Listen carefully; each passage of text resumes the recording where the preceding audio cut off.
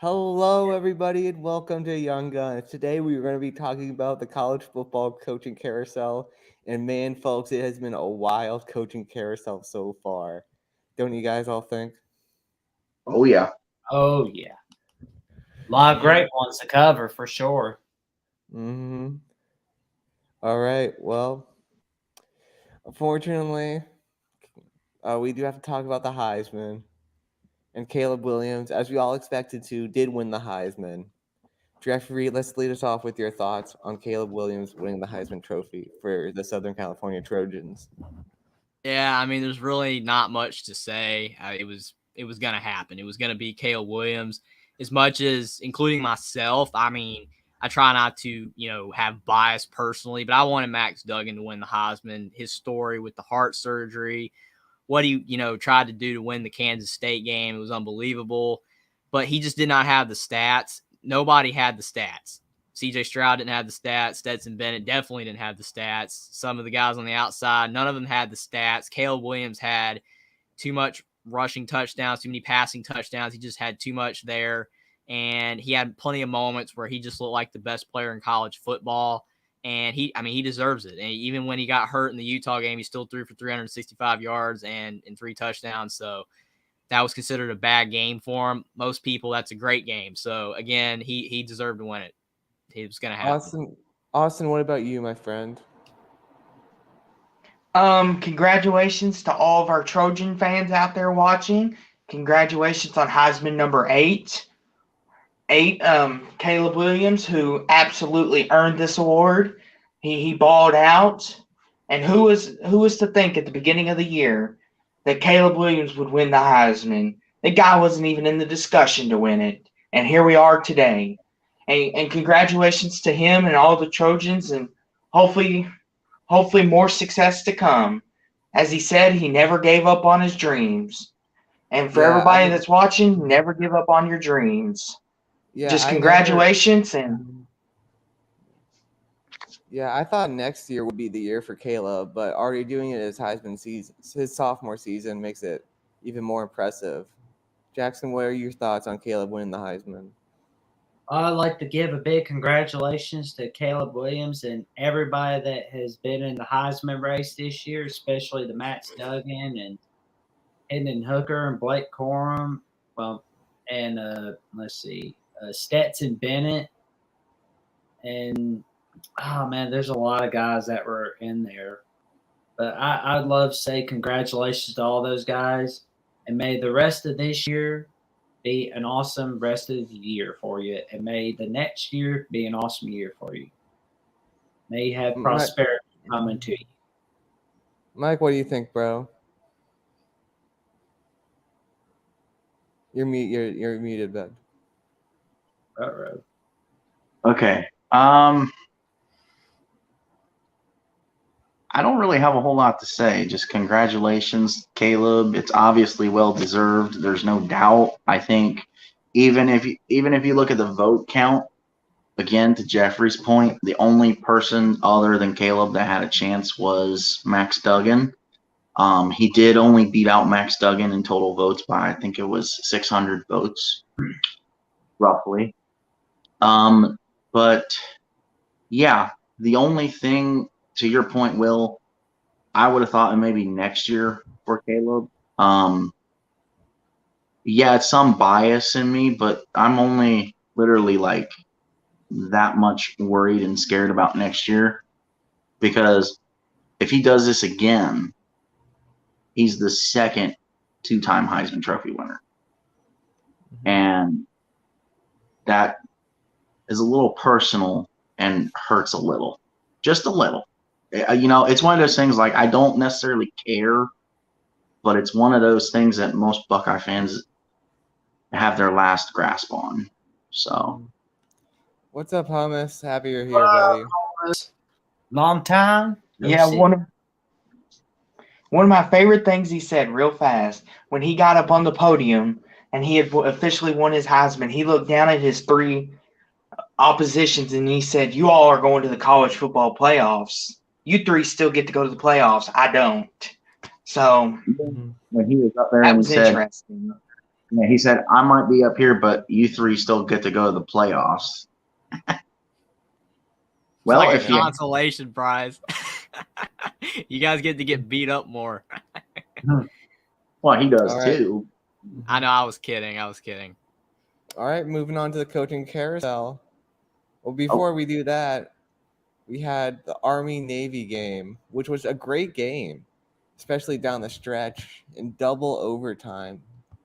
Jeffrey, what did you think about the Army-Navy game? Did you guys all? I'm not sure you guys all watched it, but what was your thoughts? Yeah, I didn't have a lot Go of first. time, so I didn't really get to see much of this game, but I was keeping up with the score. And I will say that good win for Army because Navy had the game. I mean, you had a block kick for a touchdown, and I mean, just craziness. I mean, the fact that it took double overtime for this to hit the over, so we were all accurate in our low, score predictions. But go in for Army. I mean, I picked Navy because I thought, their run defense and everything, would stop Army, and they technically did, but it took a lot of extra stuff going on for Army to get the win, effort and heart, on certain plays that help you win games. And again, go in for Army, and just a fantastic game every single year for, both the armed forces teams. It's always a nice event. I'm glad that they have just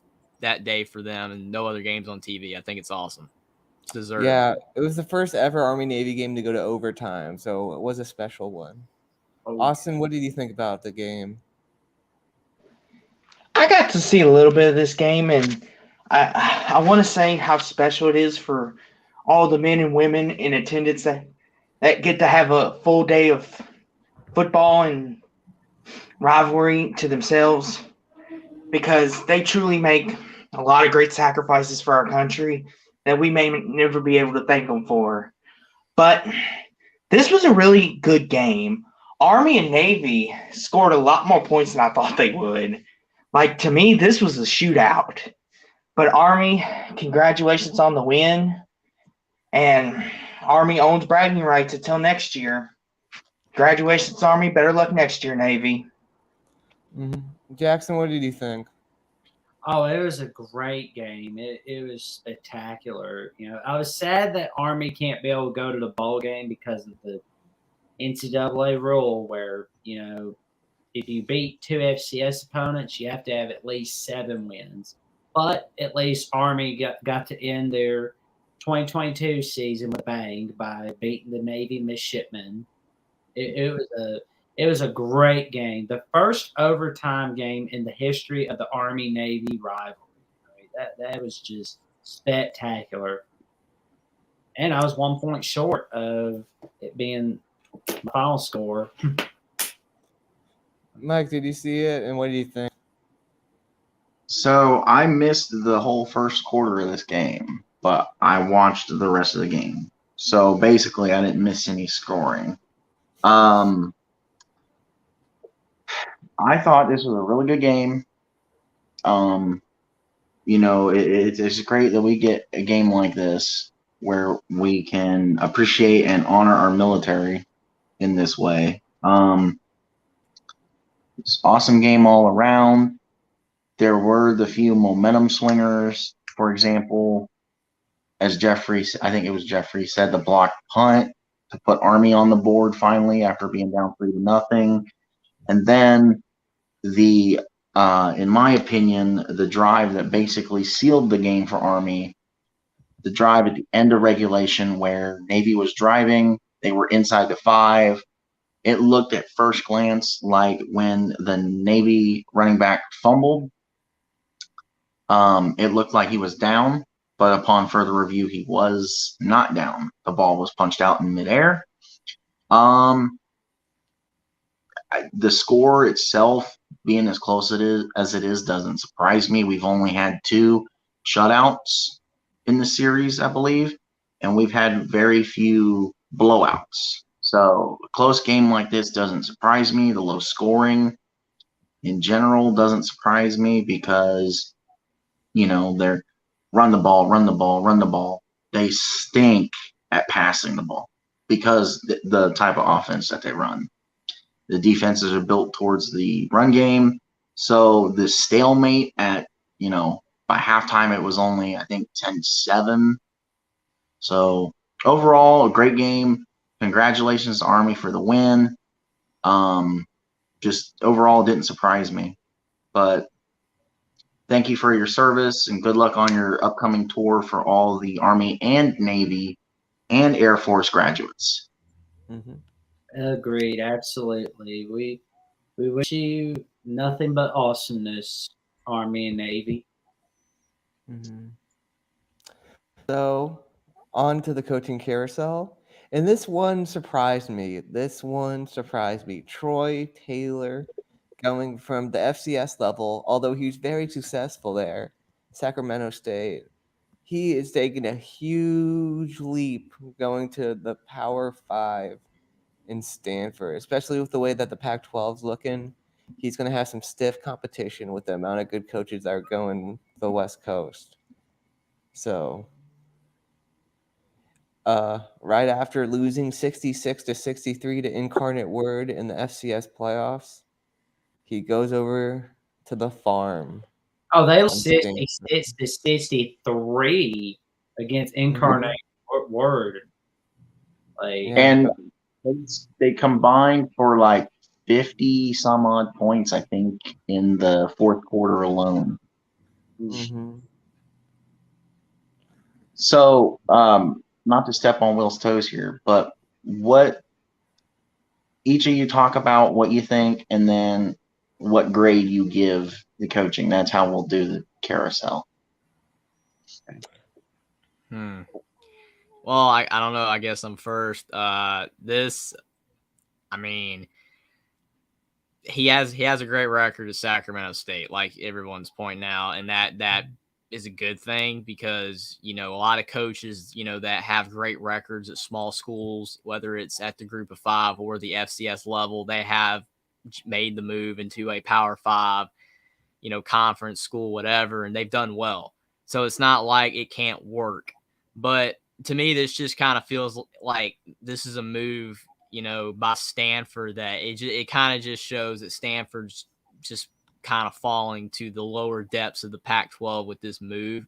You would like for them to get a name, a guy that has more credentials at higher levels, I guess you would say. And not a knock on Troy Taylor. I mean, he was very successful at Sacramento State, but Stanford is they're not a brand, obviously, and then most of their history they haven't been very good, but lately they've been great for the last 10-15 years. So until the last couple of years they've been bad. It just you would just kind of, for Stanford's sake, hope they get a bigger name than this, but this could definitely work out. But as it says in the description, it's going to be very difficult for him to do this. It's going to be hard, especially as you pointed out, Buckeye Mike and Will. The Pac-12 is going to be very tough to win with how many big name coaches that there are and how the conference is improving as a whole. So he has his work cut out for him. I'll probably say a C- as my grade. I mean, it could be wrong. He could build Stanford back up, but to me, if you're Stanford, you got to get a bigger name, a more experienced guy at a higher level than this, because Stanford's not one of the worst programs in college football, but they could become one of the worst if this doesn't work out. So I hope it does. Austin?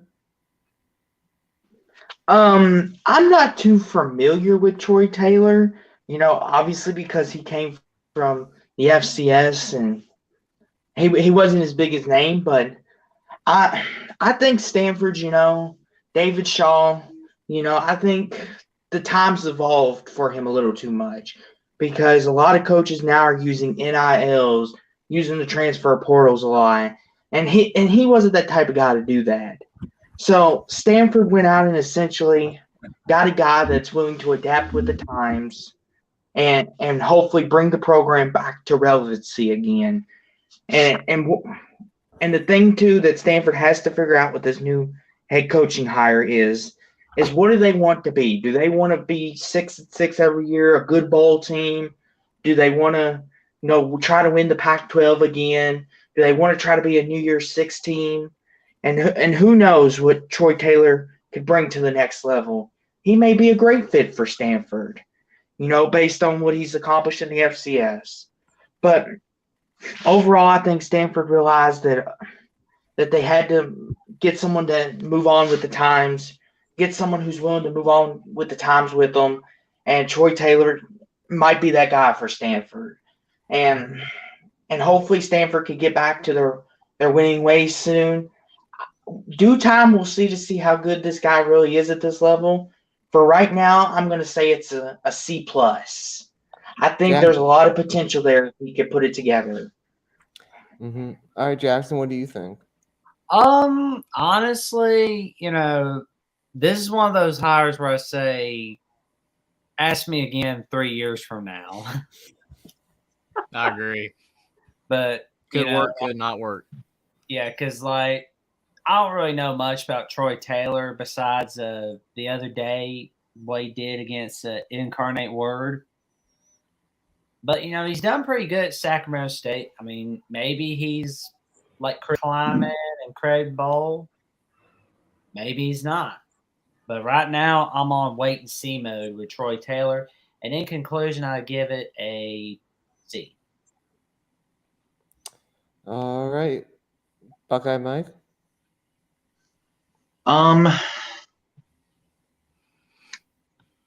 There's a lot of things that Stanford is telling me right now, and I'm sure is telling you guys. Not necessarily that they don't care about their football program, as Hummus Hero pointed out, but it tells me that you're starting over and you realize there is no Jim Harbaugh 2.0. There is no David Shaw 2.0 that's out there right now. So I also don't know a lot about Sacramento State and Troy Taylor, but obviously whatever kind of offense he runs, Stanford feels like, if they do care about the program, feels like his type of offense is a good fit, and they like the way that he runs defense, or at least the person that he hired. He obviously knows how to win, and that's a big key for that program, considering they're in the dump right now.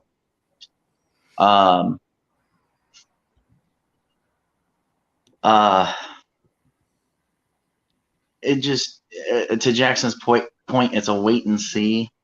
But I say this about all the coaches in this carousel hiring process: give them time,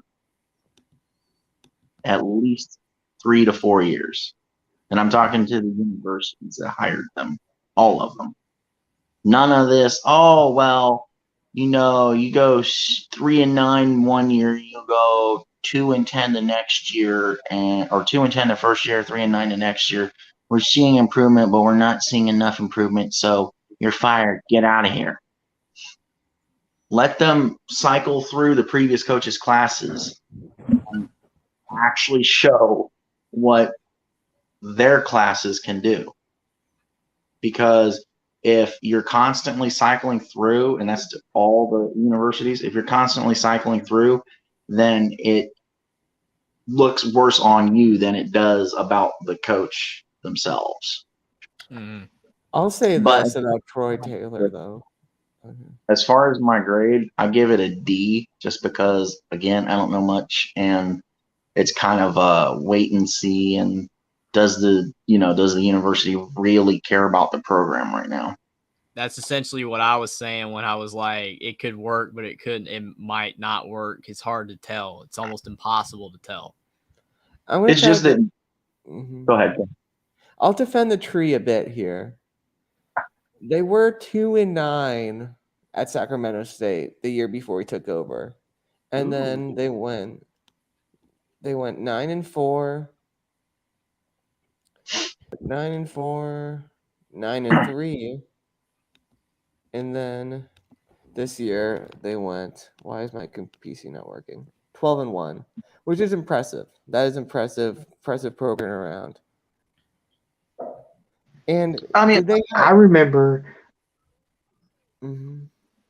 I'm not saying there's anything wrong with Troy Taylor my whole point, and I guess, and that's why I kind of verbalized it the way I did, because it's to everybody. My point is, stop hiring these coaches, giving them exclusive, extensive contracts, and 2 years later, because they're not producing more than 4 wins in 2 years, or eight wins total in 2 years, we're going to fire them because they're not good enough. No, it's one, it has to do with the previous coach, and two, either the players that the previous coach recruited and got to come to the school, they're not meshing or fitting with your scheme, or it's the players aren't that good. And I don't like saying that, because 9 times out of 10, it has to do with their fit in the scheme, not necessarily that the player is not really a 4-star. He's really a 2 because he just stinks.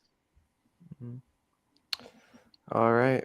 We're going to move on to Lance Taylor, former Notre Dame running back coach. Lance Taylor, who did very well with that room at Notre Dame, was the OC at Louisville, and now he's at Western Michigan. So, did he deserve it after 1 year of mediocre offense at Louisville? Who knows? What do you think, Jeffrey? I like Notre Dame, though. I'll give them that. Yeah, this one, I mean, the MAC anyway in general is kind of, I wouldn't say like getting worse in general, but it's kind of, indicative with hires like this that they're not reaching for the stars really with hires. It's obviously one of the lowest conferences there is in the FBS, but I mean, like you said, his offense at Louisville wasn't that great, and in his 1 year, and you're gonna automatically get a head coaching job at Western Michigan, even though again it's a MAC school, so the expectations aren't ridiculous. But Western Michigan fired, Tim Lester, even though he had an over 500 record, not by much, but they want to win. I mean, Western Michigan remembers when PJ Fleck was there, and they did some things, so they want to win more. So I mean, if Lance Taylor is able to take his remarkably average offense at Louisville and make it into a above average offense in the MAC, then I think that they'll be able to win pretty well. Now, will he be able to take this and get a better job? No idea. Because I don't know if he's going to be able to pull a PJ Fleck. Because if you've noticed, the MAC lately has not been getting like coaches jumping up from the MAC to the Power 5. It's not happening as much anymore. So, I mean, I don't really think this is a terrible move for Western Michigan because of the fact the MAC's having a tough time getting coaches right now. But I'll just say it's a C. Don't really have super many thoughts on it. I think that it's an average hire, but it's probably one of the best moves Western Michigan can make. So it is what it is. I think he will do decently there. As long as he wins 7-8 games, he should be fine and not get fired. Austin, what do you think about my old buddy Lance Taylor coming over to Western Michigan? Oh, the agony. It continues. We'll get to that in a bit. But on the topic of this, Lance Taylor, I like the guy. He was a good offensive coordinator for us this past year, I think. Because when our offense was able to run the ball and Cunningham was being able to be efficient, use his legs, he did a lot of read options. He even threw in some triple options every now and then. He had some great receivers there. As for him going to Western Michigan, I think he could apply some of that there because they are in the MAC. The defenses aren't as good as some of the ACC defenses. Let's not kid ourselves. So the Western Michigan's offense might get a huge upgrade, and they might be able to run the ball a little bit better. I think he'll bring a lot of his offensive play calling over there. And I think he could get them to 6-7 wins. I think it's a good hire. He ain't gonna flat out just be like this creative mastermind like you see with Lincoln Riley and all the other and Garrett Riley, his brother, those guys. But he'll He could draw up some plays for you. And I think it's a good hire for Western Michigan. Overall, I say it's a C minus. I mean, he does have his downfalls of wanting to run the ball too much and not pass. But hopefully, now that he's a head coach, he could think about that just a little bit more. I give it a C minus. I hope he does well in his next journey.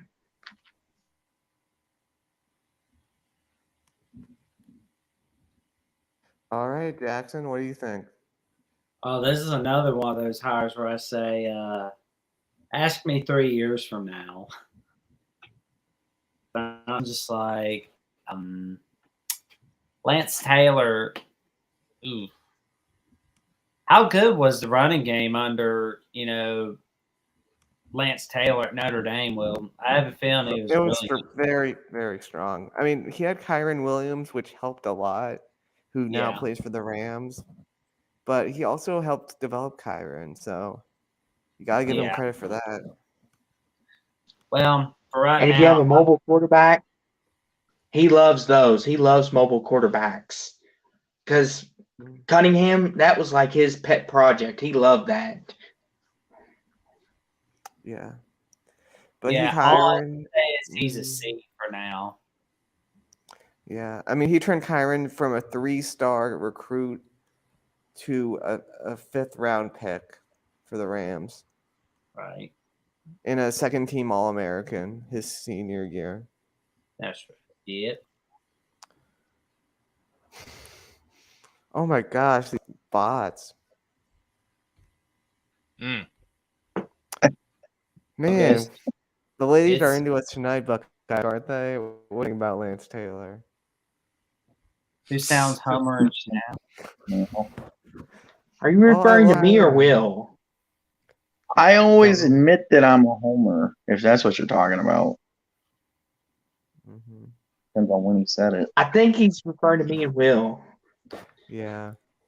I don't know. I loved Kyron, like, even in the interviews. He was such a leader of the 2020 and 21 teams. What do you think about Lance Taylor, Buckeye Mike? Let's get back on topic. My bad. It's all right. Looks like it could be a good hire. Give it time. He seems like he knows what he's doing or where he wants to go, maybe. So you just have to wait and see. I mean, to Austin's point, I'm sure with one of the hires that are coming a little bit later, Austin knows exactly what I'm feeling. But we just have to wait and see. And my grade, I give it a C. Yeah. Thanks, Troy V. I mean, he must have killed it in the interview. I'm surprised he already got a head coaching job after 1 year of being an OC. But good for Coach Lance Taylor. Hopefully he does well. But yeah, I was surprised. Barry Odom, former Missouri coach, going to UNLV. What do you think about this one, Jeffrey? Yeah, I got a couple of thoughts on, real quick on the guy that got fired, Marcus Arroyo, the old UNLV coach. I mean, I had a guy tell me that he hoped he would get more time after this year, and it ended up he got fired. Personally, I think kind of Buckeye Mike's point of giving coaches more time. He wasn't really given more time because of the fact he was there for 3 years and he increased the winning from 0 wins to 2 wins to 4 wins. So he was improving. UNLV was getting better, but unfortunately they bit the bullet and they fired him. So I think they should have given him a little bit more time. But on Barry Odom, this is another thing with Barry Odom. I don't think he should have been fired in Missouri yet. I mean, he went 6-6 in his last season and he got fired before the bowl game, which it is what it is. But so, and then he obviously coordinator at Arkansas. So I think this is a good hire. I mean, UNLV, they've been struggling for a while, but they were already starting to go on the upward trajectory with Marcus Arroyo, which they ended up firing him. I don't think they should have, but they're already starting to improve. They're not as bad of a program as they were a couple of years ago. Barry Odom does have experience. being the head coach at Missouri, and he did decently well there in the SEC. Again, he got fired, but it's not like he was going 2-10. He was making bowl games. And he did pretty well at Arkansas as a coordinator. So I'll say I give it a B-. I think it's a pretty good hire. The best hire so far that we've gone through. But I think that he will take UNLV to bowl games soon. I do. And if he doesn't, then he's I'll lost say his this touch about because he's done pretty well. Well, the problem with Barry Odom and Mizzou is that there was academic misconduct in providing extra benefits to the players when he was at Missouri. That's what got him fired, not going 6-6. It was it was that. Austin, what do you think? Jeffrey kind of stole the thunder there when I was going to talk about, because Missouri, they are in the SEC, they play all these great teams, Georgia, Bama, and the whole spiel. But now that he's going to UNLV, to a conference that doesn't have as many as great teams as the SEC, maybe now he can get UNLV to 8 or 9 wins. Who knows? Because at Missouri, he was only able to muster 6-7 wins. And I think now that he has a new lease on life, so to speak, he gets a chance to show in a smaller conference, yes, but he still has a chance to show he could be a good head coach somewhere. And I think this is a great fit for him because he can run it the way he wants to. He doesn't have to worry about any allegations like you mentioned, Will. And I think UNLV and the fan base is going to be excited for this. It's a new, fresh start. And overall, I think it's a good hire. I give it a C+. I think it'll take some time to get him there. But I give it a C+ overall. Jackson, what about you? Let's see. I mean, it's a great hire by UNLV, and I wish Barry Odom nothing but awesomeness at UNLV, and I'll give that a B. I think he's going to be much more appreciated at UNLV than he ever was at Missouri. I think he's going to do a great job. He's going to send them a lot of ball games. I mean, he's not going to be able to win the Mountain West Conference, but he's going to do good enough at UNLV. Mm-hmm. What about you, Buckeye Mike? To Jackson's point, I say this. I am going to make a super bold prediction right now that UNLV within 3 years in regular season will have 10 wins. Ooh. I'm really confident in this pick because, yes, in a sense, it's taking a step down, but sometimes, gentlemen, we got to take a step down to take a step up. All right. Granted, well, we yes. gotta save this. We gotta save this as a clip. If it's yes or no, if it's right or wrong, we gotta save this moment right here. Exactly. Yes, granted, it's a step up because he's going from an assistant or a coordinator to a head coach, but in the sense of the schools themselves, it's a step down. So maybe he's trying to relearn or learn how to win a lot the right way at a small school to try to go up to a bigger school. I gotta say this though. He no longer has to worry about Georgia, Alabama anymore. That's a good thing for him. Yeah, but Why instead do of you Georgia, fire a coach after improving every year? Like Marcus Arroyo was doing every year in LV. I just don't understand why they fired him. Barry Odom may do well, but I hate when they fire coaches after improving year after year. my biggest thing is, even though he doesn't have to worry about Alabama and Georgia now, he has to worry about Boise and Fresno. Tim, back to Coastal. What do you think, Jeffrey? Well, the grade on here gives it an F.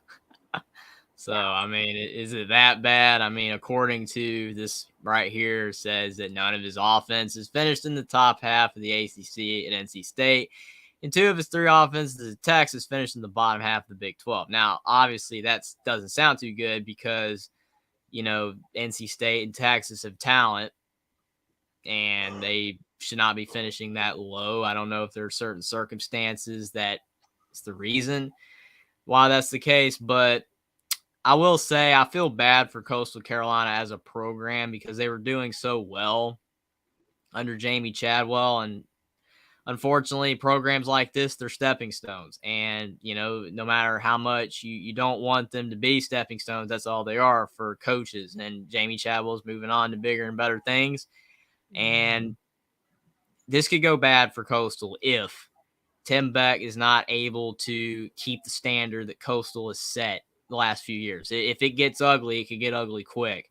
And Coastal could fall into irrelevancy, and they're just not good anymore. It could completely snowball. They could end up being one of the worst Sun Belt teams, or he could stabilize it and keep Coastal at a 7-8 win team. I don't think they're ever going to be as good again as they were right now, as they were with Jamie Chadwell. They're going to take a step back, but it's how far of a step back they're going to take. Are they going to be a 6, 7, 8 win team? Or are they going to be a 3, 4, 5 win team? I give it a D plus. I mean, again, the offensive numbers speak for itself. Obviously, being a head coach is different than that, but it's also his first head coaching job, so he has no experience at the position. This is basically Coastal not knowing what to do now that Jamie Chadwell's gone. It is what it is. I hope he can keep Coastal relevant, but if he doesn't keep them at a 6, 7, 8 win team, it could get ugly. What about you, Austin? To Jeffrey's point about the NC State offense not being what it was, well, Jeffrey, NC State has dealt with a lot of injuries. They have gotten hit with the injury bug bad, and when you get hit with the injury bug bad, it's hard to make your offense look as productive as it has. And I think that's part of the reason why it kind of looks bad on him, because of all the injuries and a lack of run game, the pass game, not there because you got 4 different quarterbacks and your offense just can't move the ball or do anything.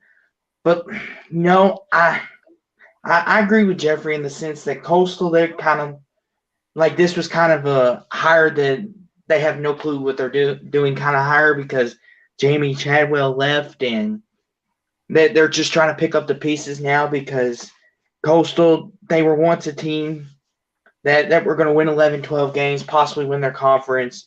Now we might not know how they do. For all we know, they could be 4 wins, 8 wins, etc.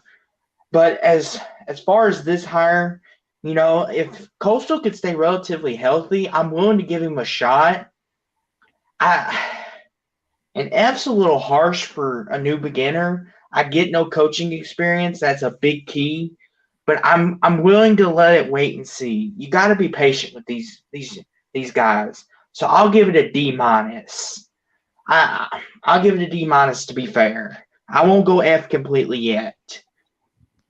I will All right, say real Jackson. quick to your point about the injuries. I obviously know that about the injuries this year, but none of his offense were in the top half. Last year, Devin Leary had a great season, but offensively, their numbers still weren't that great. So he could do well at Coastal. It's just you want to have great numbers as a coordinator, and he got fired at Texas.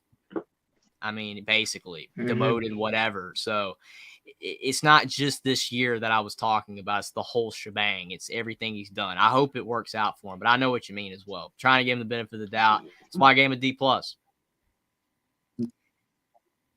Yeah, Jeffrey, I'm just saying that the injuries were a big factor, I believe, in my opinion, because when you get injuries on your offensive line, it's kind of hard to perform. All right, Jackson. Tim Beck's offenses have been just meh, his whole career. And, Coastal Carolina reeked of desperation with replacing Jamie Chadwell. And something that no one's really mentioned yet, or is that Grayson McCall is still at Coastal Carolina. Now, next year, will he be staying at Coastal Carolina or will he transfer? That's going to be the key for the first year of Tim Beck. But take Grayson McCall out of that discussion.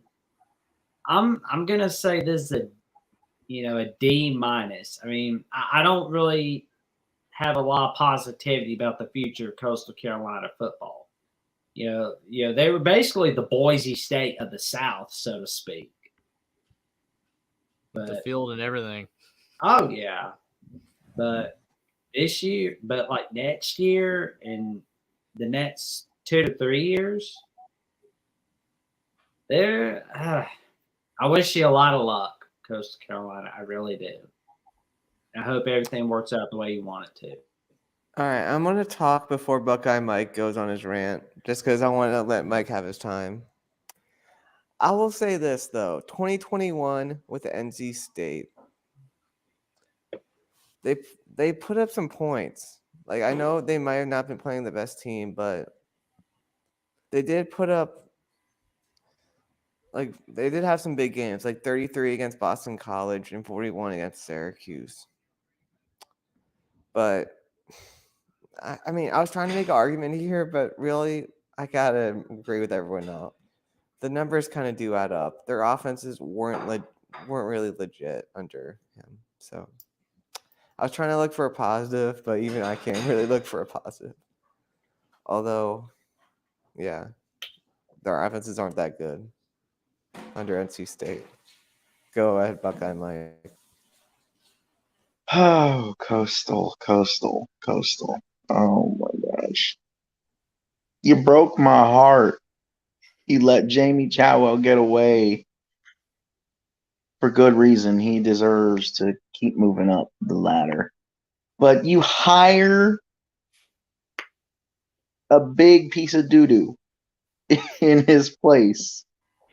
Wow. What are you guys thinking? My grade for this isn't even on the Richter scale. I give this thing an F plus plus plus plus plus plus plus. More like minus. This is F minus. This is a huge mistake. Literally, Coastal, I will fill out an application. I will come be your football coach. I'd rather you hire me than this dude. Oh my Lord. Grayson McCall, please enter the transfer portal and leave. Go play at Liberty. Go somewhere that you're not going to get shellacked every play. Or go to Bama, where you can really win.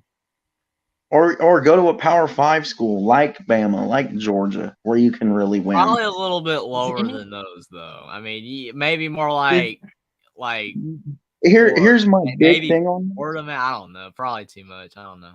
Here's my big thing on this. Whereas I said UNLV was going to win 10 games within the first 3 years, Coastal is going in the opposite direction with this hire. Coastal will win no more than 4 games a year as long as Tim Beck is the head coach.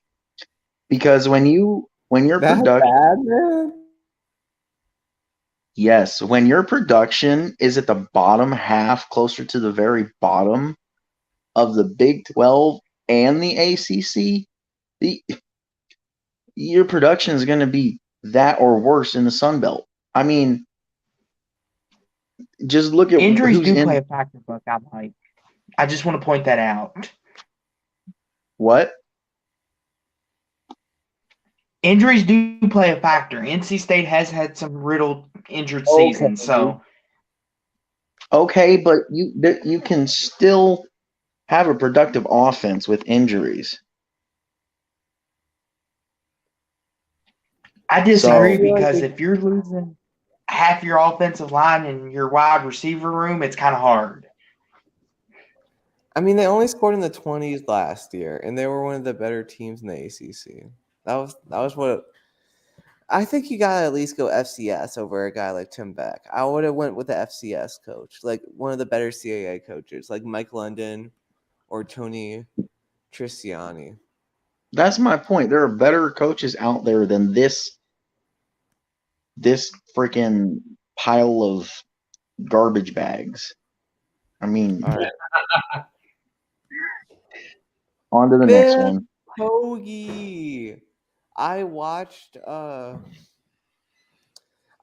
documentary about the high school team that he coached before he came back to Michigan and helped out Jim Harbaugh. And it's a pretty good documentary about St. Francis. They're consistently a top 10 high school program in the country, and Biff Poggi built them up from a bad high school program. So this man knows how to build high school programs up, but can he build Charlotte up? That's the question, Jeffrey.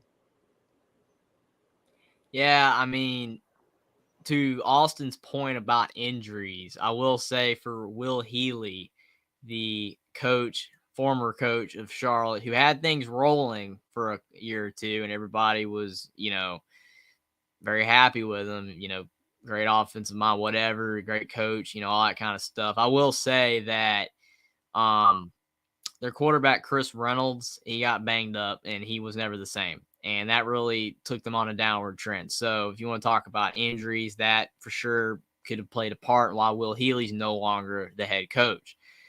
Now, this one is, for me, just bizarre. I'm not saying it's bad, but like the guy has no head coaching experience of any kind in college football. Like you said, he coached the high school team, and I mean, obviously he was successful there. And I respect the fact that he coached that high school team that long. So that's cool. I mean, it's awesome. I mean, for one thing, Charlotte's going into the American, so that's interesting. It's a step up. Yeah, the Americans losing some of their better teams, so it could be, a little bit easier for Charlotte in the American. It could be a bit more, competitive. I guess you could say, as the description says here, you're going from a young coach to a guy that is, a veteran of sorts, even though he's not really, quote unquote, a college football coaching veteran, even though he is a coaching veteran. I give it a C plus just because I really don't know what to think about it. He's an older guy. He's not going to probably be there that long. So, I mean, if you're looking long term, I don't know if he's a guy that would want to use this as a stop. He's able to turn it around and move up to a Power 5 really quick before he retires. I don't think so. I don't know. I give it a C plus just because I really don't know what to think. A lot of people seem to like this hire. It could work for sure, just because, like you said, Will, how he helped at Michigan. He could just be a smart guy running a program, and he can get other people to really do the other stuff that matters. But I don't really have much to say because I have really no idea what to make of this. So I'll just give it a C plus because a lot of people think that it'll work out, and he does have a lot of experience in football, even if it's not college head football coaching experience. The Cost of Winning is the documentary on HBO Max about St. Francis football. Austin, what do you think about this hire? To your point that you read off, Lou, that he built up a really great high school program, which is hard to do sometimes, because you got a lot of young 18, 19, 17-year-old kids who it's hard to motivate them sometimes. But when you're coming to the college level, that's a whole nother ball game. Just like when coaches go up to the NFL, that's a whole different ball game. And in college, you got to deal with NILs, transfer portals. You got to deal with the constants of travels, as in high school, not as much. I'm like Jeffrey. I don't know much about this guy. He seems like a type of guy that, just by the looks of him, that you would like to play for him. And no, just off the fact that I don't know much, and it is a weird hire. And Charlotte is going to the American, so I don't know how good or bad a move that is for them. I'll give this hire a C. Just off the fact that he built up a great high school coach, but once again, he's coming up to the college level a lot harder than the high school level. I'll give it a C. I want to give him a chance.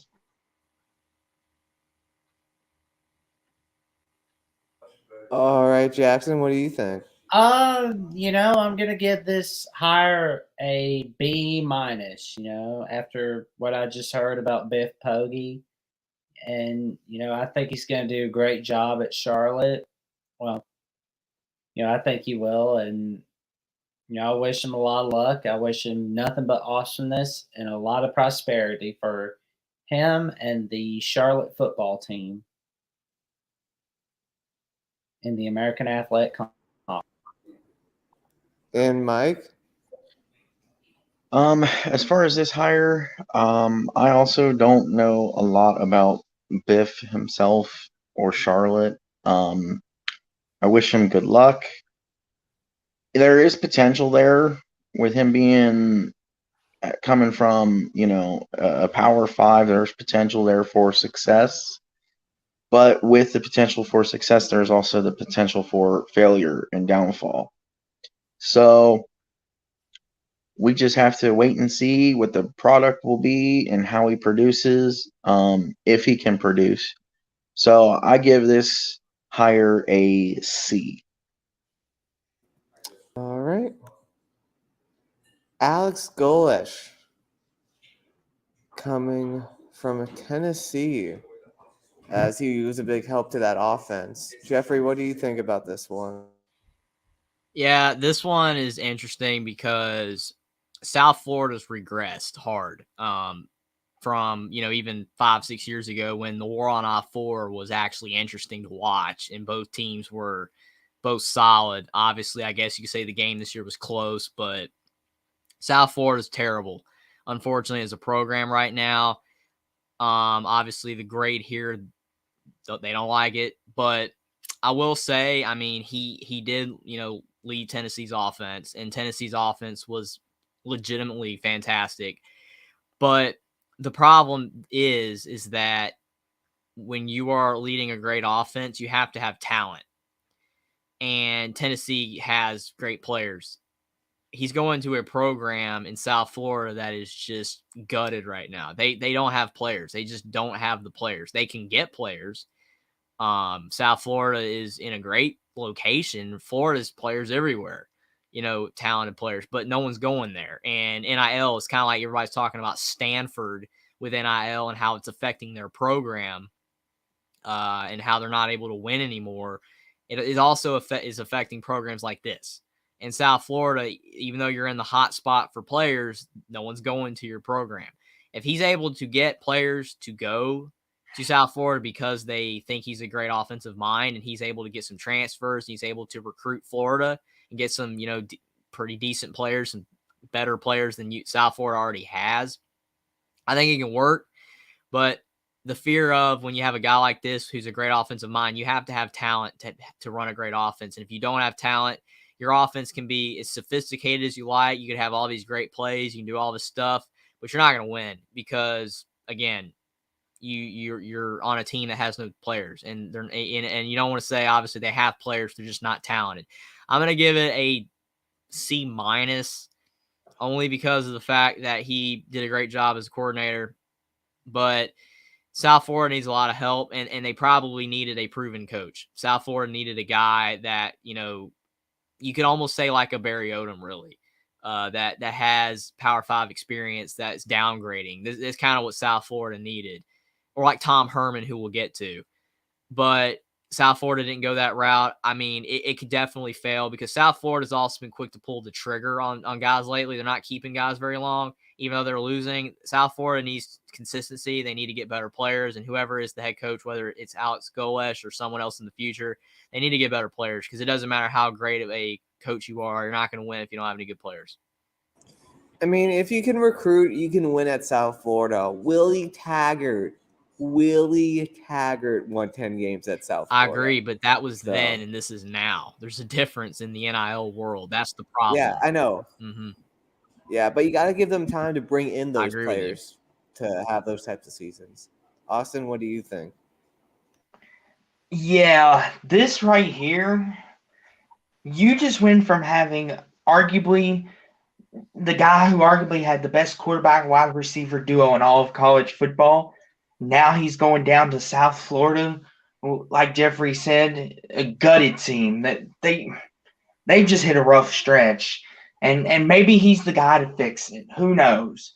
Because yes, Tennessee's offense was explosive. It could score on you in a hurry.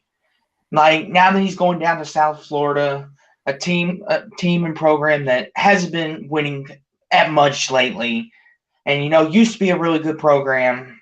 Used to be in the Big East with Louisville and would give us some really good games. I think once he gets the players and stuff, I think it'll be a really good hire because I feel like if he can get a quarterback, wide receivers, running backs, and get a good O-line going for that offense, I feel like they can have something cooking. Defense, on the other hand, is another question. But I feel like he's a guy that could be an offensive guru for the smaller schools like South Florida. Bring them back to the promised land a little bit. Bring them back to bowl eligibility. I think overall it's a good hire.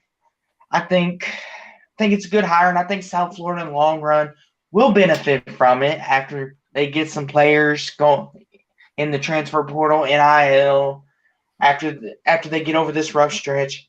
I give it a B. I think it's a good hire.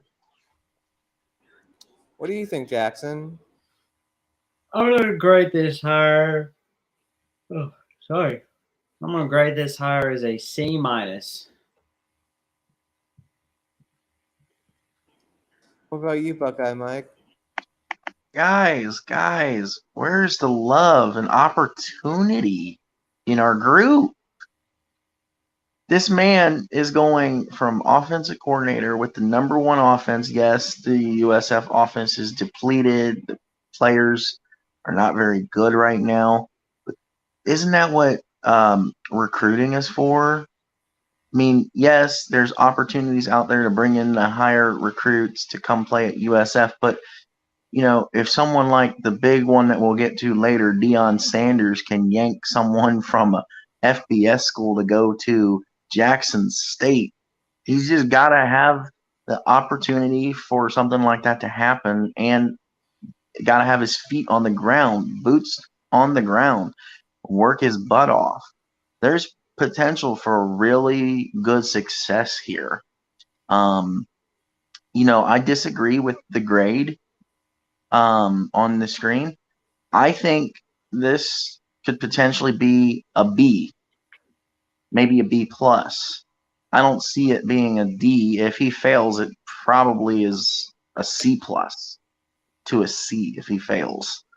But again, there's potential here, and like everybody else, he just needs time. Like Will said, Willie Taggart won 10 games. You can get to 10 wins again.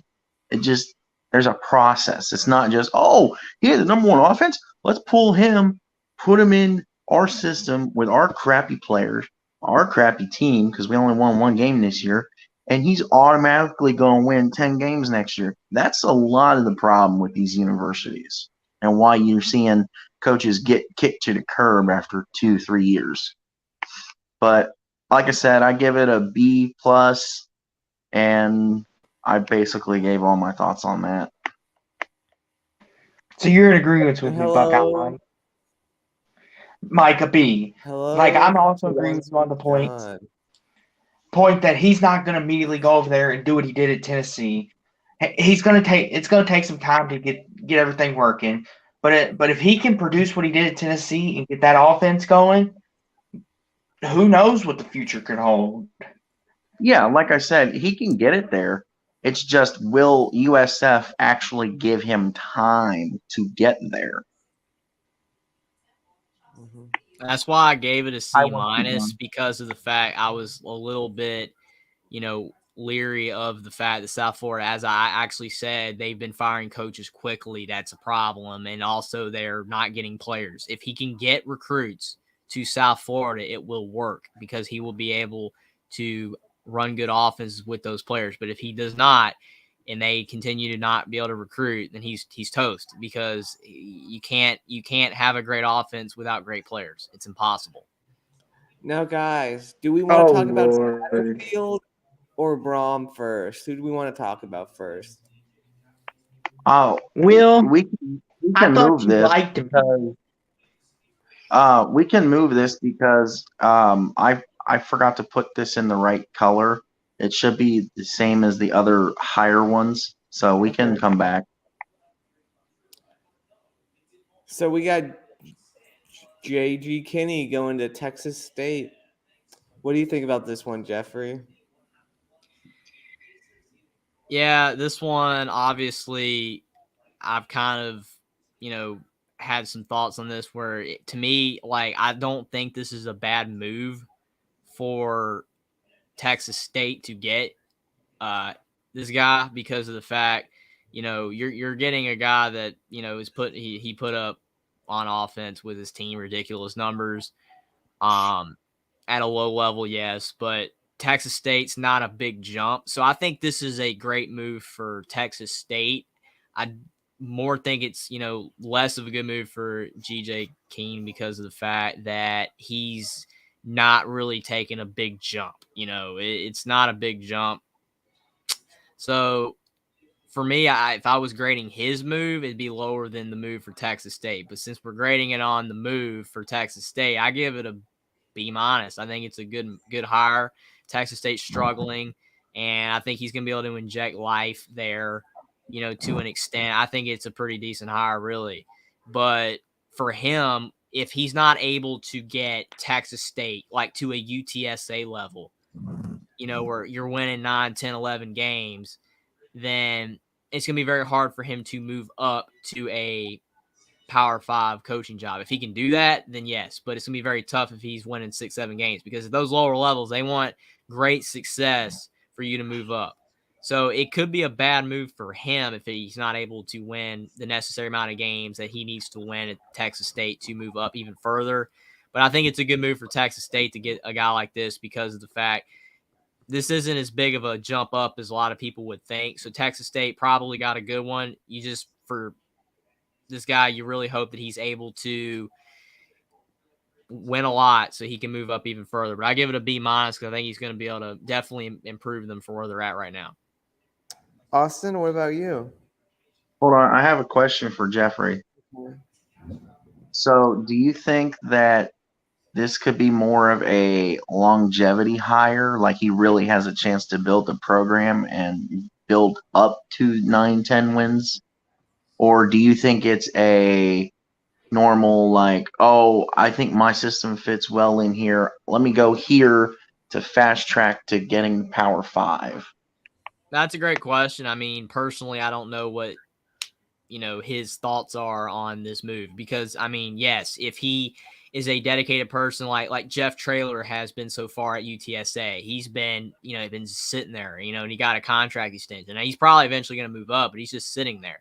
If GJ Keene, if he stays at Texas State for a long time, then yes, sure, you can win 6 games, 7 games, 8 games, and slowly move up. That's just, I was talking about his career goals, what he wants. This is a bad move for him if he wants to move up quick, is my point. If he wants to sit here for a while, great hire, great move by him, perfect move. It depends on what he wants. I don't know. I was just suggesting that for him, it could be a bad move if he wants to move up like right now. So it's what you basically said is actually what I was trying to reference, but you worded it better. So yes, good hire for Texas State. Great hire. I usually do. All right, Austin.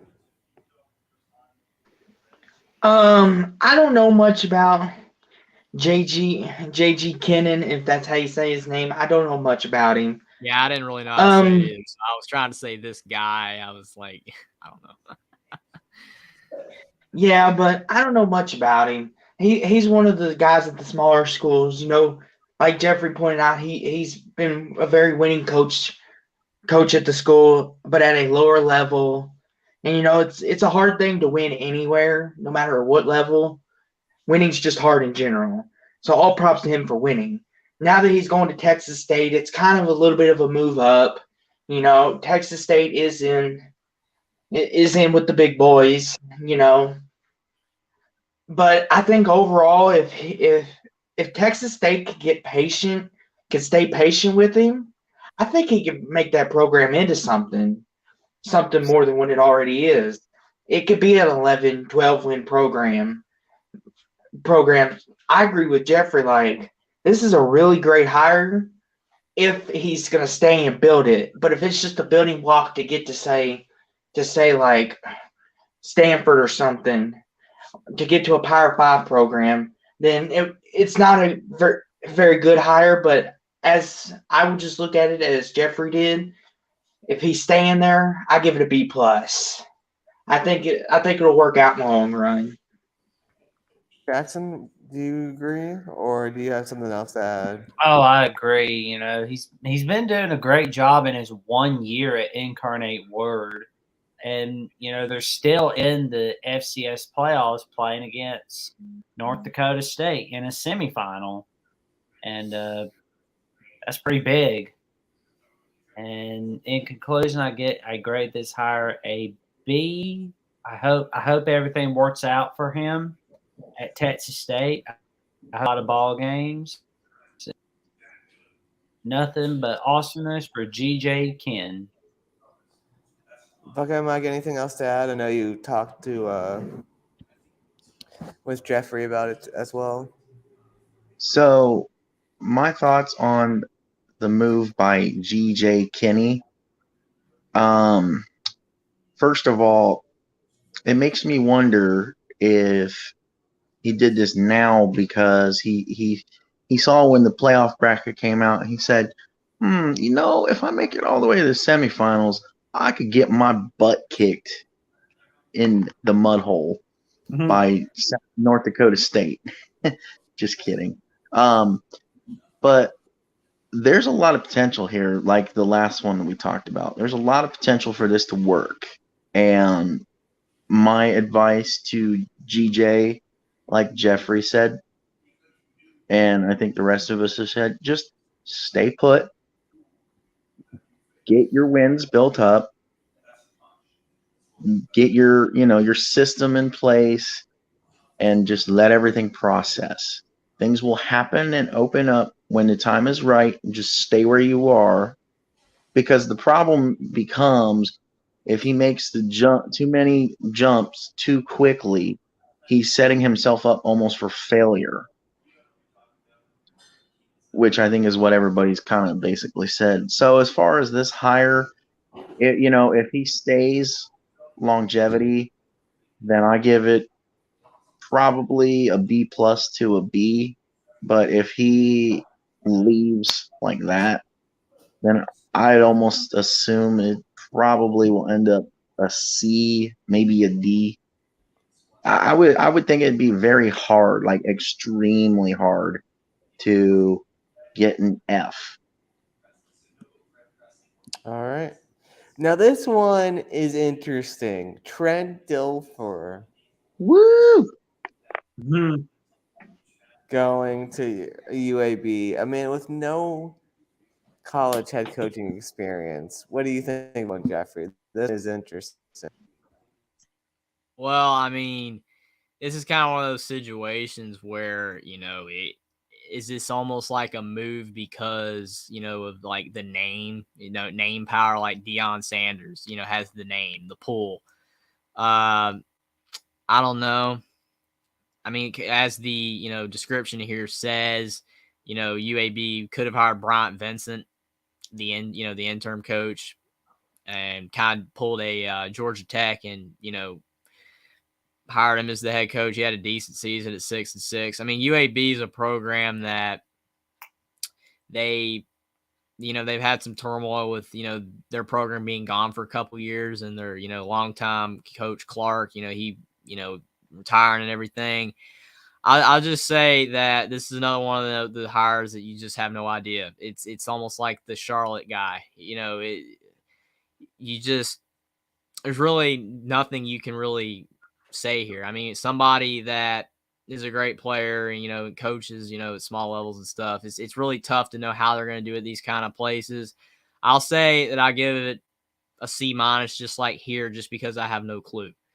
It could work. He could, name, his name appeal. Maybe he's able to get some players to come to the program, but if he doesn't know what he's doing, then it could fall apart. So it could really go either way. I mean, really, essentially, it's a C. It's a C to a C minus. It's essentially in the middle because it could work or it could not work. No idea. All right, Austin. Talk about out of the blue kind of hire. I mean, I don't know what UBA was thinking when they made this move. It could be like what Jeffrey said. It's just because Trent Dilfer has a name pool because he's a Super Bowl winning quarterback with the Ravens, and they're like, ooh, he won a Super Bowl with the Ravens. Maybe he can win UBA a conference championship. Who knows? But because he has no coaching experience at this level. But who knows? Maybe it translates well. Maybe all of his knowledge that he learned over the years being a quarterback can translate and help UVA out as a program. Just the fact that he has name value can help recruit to UAB better. And who knows? Maybe 2-3 years down the road, we're looking at UBA as an 8-9 win team. I think this has some time to get. Got to give this some time to see what Trent Dilfer has. But as for now, I'll give it a C plus. I think with his experience can help the young guys out, teach them along, and hopefully bring UBA back. All right, Jackson, what do you think as a Alabama football fan of one of Well, your little brothers?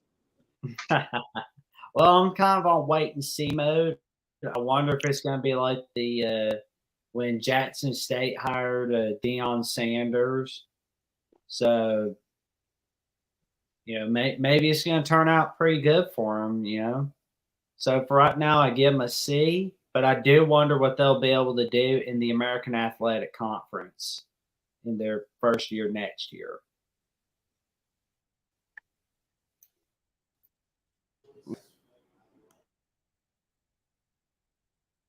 Yeah. Oh. Okay, Mike. So I am 110,000% behind this. This is a great hire.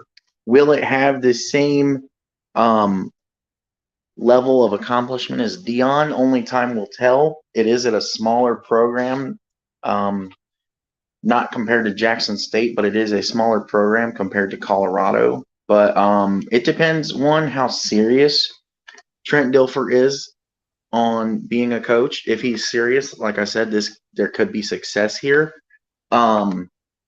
If he's not that serious, maybe there's enough success and he is labeled as a holdover coach. Even though I hate that term, but I love it. I'm a huge fan of Trent Dilfer. I know it goes against my quarterback standards, but in my opinion, as a player, he was a great quarterback. So he should know. How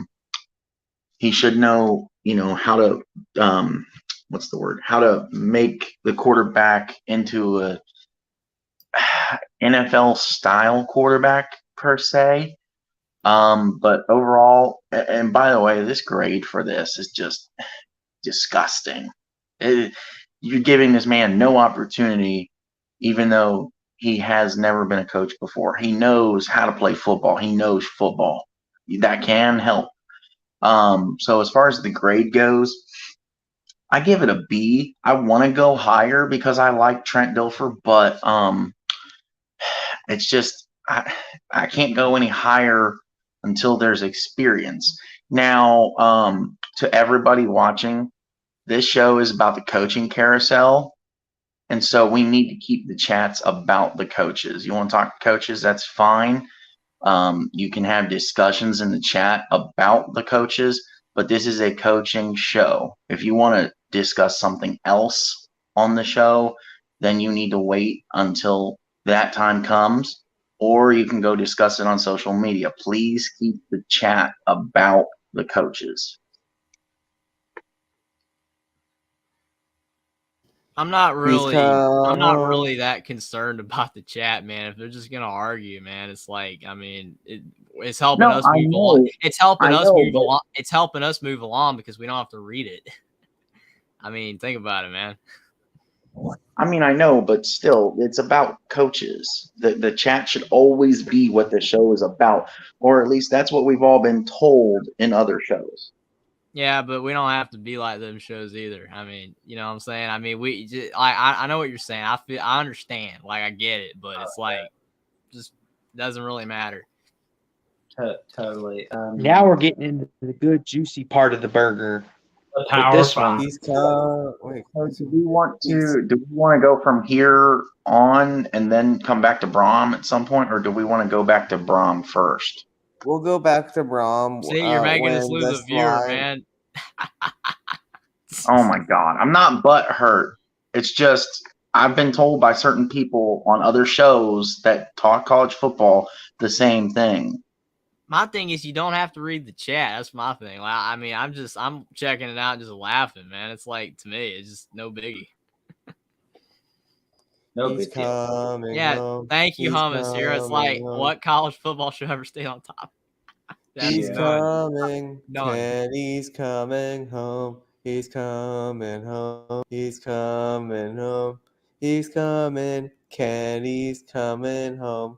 Kenny came back from Oregon to Arizona State, who did a good job with Oregon's offense, although he didn't do great with Florida State before that.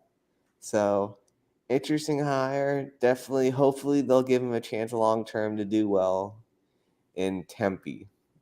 Do you think so? Do you think he'll do well, Jeffrey? Yeah, this is an interesting one because it's really tough with these, you know, coaches that are young and everything. Uh, Sometimes they just work fantastically and others don't. So, and yes, you are right about the fact that he had successful offenses at Oregon, and it's also, you know, his alma mater. So, but the alma mater thing can go in either way because you look at like Scott Frost in Nebraska, it was complete, you know, dud, but then others, you know, it works. So, I mean, this one is another, like, as Jackson's pointed out several times, you wait 3 years and see. It's almost like you got to wait because this almost feels like a hire that, you know, if the Pac-12's current state was like it was in 2018 or 2019, this would be an even better hire than it is because the Pac-12 was down. You know, now that the Pac-12 is, you know, playing better football right now, it's going to be tougher at Arizona State to move up the ladder. I think he can get it done because of what he's shown at the coordinator level, but it's always tough when you've never been a head coach. The alma mater thing can go either way. It's not always proven to work or not work. He's young. That could go either way because he could be, you know, really, you know, enthusiastic and spirited, or he could not know what the heck he's doing at the head coaching level. It could go either way. I give it a C, and in 3 years, he could be an A or he could be an F. I mean, it could go either way. What about you, Austin? Now this one, I'm going to drop a little history knowledge here on you. So in 2019, does anyone remember what Arizona State's record happened to be? 8-5. Yeah, that was with Exactly. Exactly. Jane So Arizona Daniels' State. first year. Yep. Arizona State hasn't always been this bad. So Kenny Dillingham taking over a team like this, if the recruiting could get back to what it was in 2018-19, he could easily get this team back to 8-4, 8-5, 10-2, because Arizona State was a really good team for a bit of period in the Pac-12. They weren't Oregon, they weren't the standard, they weren't the team that was competing for playoffs or anything. But sorry, Tim, USC's finally back on the upside, but I gotta that's not interrupt the you. I'm point. so sorry, Austin. I'm sorry, but Buckeye Mike destroyed my reputation of being a 18-year-old. I don't drink, man. I mean, come on. Insanity. How did I do that? You've got, or whoever wrote it, you got to put it Sorry, on. it was me. Yeah, it I was don't do me. that, man. Yeah, I don't do that. All right, I'm sorry. Sorry. Okay. Sorry. Okay, where was I? Okay, yeah. You know, and I believe Kenny Dillingham, what he did for that Oregon offense, he did a great thing for that offense. He he was able to make it something again. And a lot of Oregon fans will even tell you he did a really good job this year. He didn't mess this offense up like past coordinators and stuff have.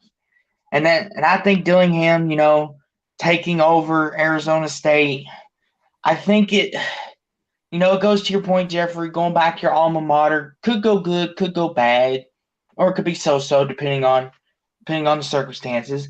But I think if he gets a couple recruiting classes, he might be competitive in the Pac-12 again. I give this a B. I think he has a chance to make Arizona State into something. I give it a B. What about you, Jackson? I think it could be either or, really. I'm on wait and see mode with Kenny Dillingham. I really don't know if it's going to be like Scott Frost or if it's going to be like Jim Harbaugh, for example. That's my Dillingham, but I do know that he's done a magnificent job over at Oregon. He's been a magnificent coordinator, and I wish him nothing but awesomeness at Arizona State. And I hope that he does very well, get some 10-win seasons there.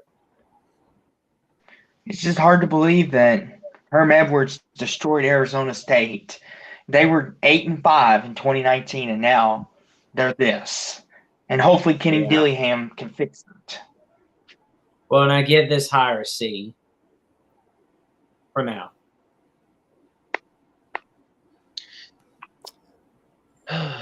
I don't know really how I feel about this because, you guys know, as I've said before, we've seen this before, and I usually crap on this because I crap on Scott Frost. That was an absolute mistake. This, however, because this is what we're talking about Kenny Dillingham. Oregon has always been one of my favorite Pac-12 schools. And so, to me, he did really good at Oregon.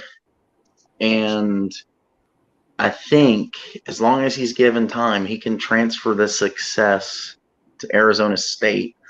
It's funny to me. I think this is like one of our only few intra-conference moves, I believe. But there's potential here. There's also possible failure because it could go either way. He just needs time to put in his system, and I think honestly he could be a good coach. It doesn't take much to have success and replace Herm Edwards. That's obvious. No offense to Herm Edwards. But as far as the grade, I give it a B-. We just have to wait and see what he does. Arizona State in 1996 were one win away from the national championship. Just imagine how different that program would be if they would have cashed in and not choked to Ohio State that year in the Rose Bowl. I'm glad they. Yeah.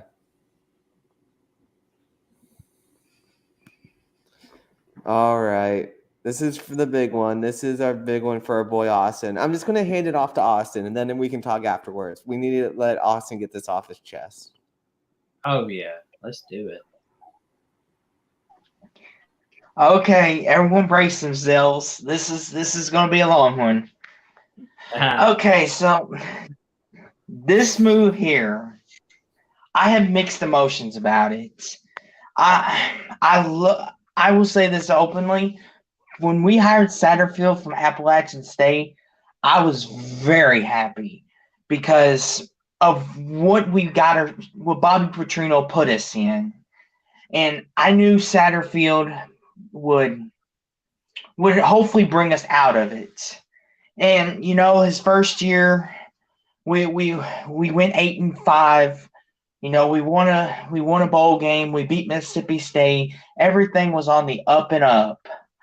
And then the next couple years, went kind of downhill, and a lot of people were calling for his head.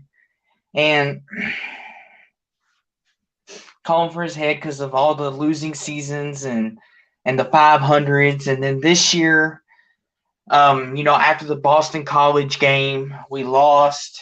I was very angry, mad, all the emotions because you shouldn't lose to Boston College. And a lot of people were ready to get rid of Satterfield. But we turned it around. We went on a winning streak. We finished 7-5. Just for this to happen, for him to leave us after all the work he put in at Louisville, to get us a great recruiting class coming in this year, just to do this, just to leave us on the side, just to do that, after all the time and effort you put in to help try to make our program, I gave you a chance, and this is how you repay all of us. You go sleep with the enemy in Cincinnati. Nothing against you, Bearcat fans. It's just how it is. And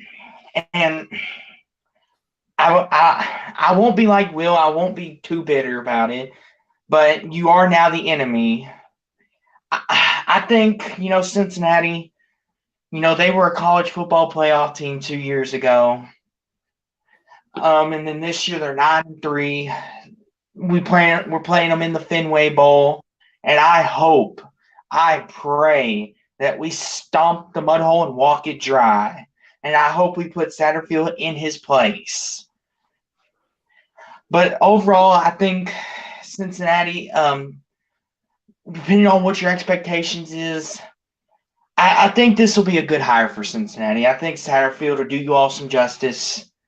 I give it a B+, because Satterfield has shown some strides and he has shown his downfalls, but I give it a B+.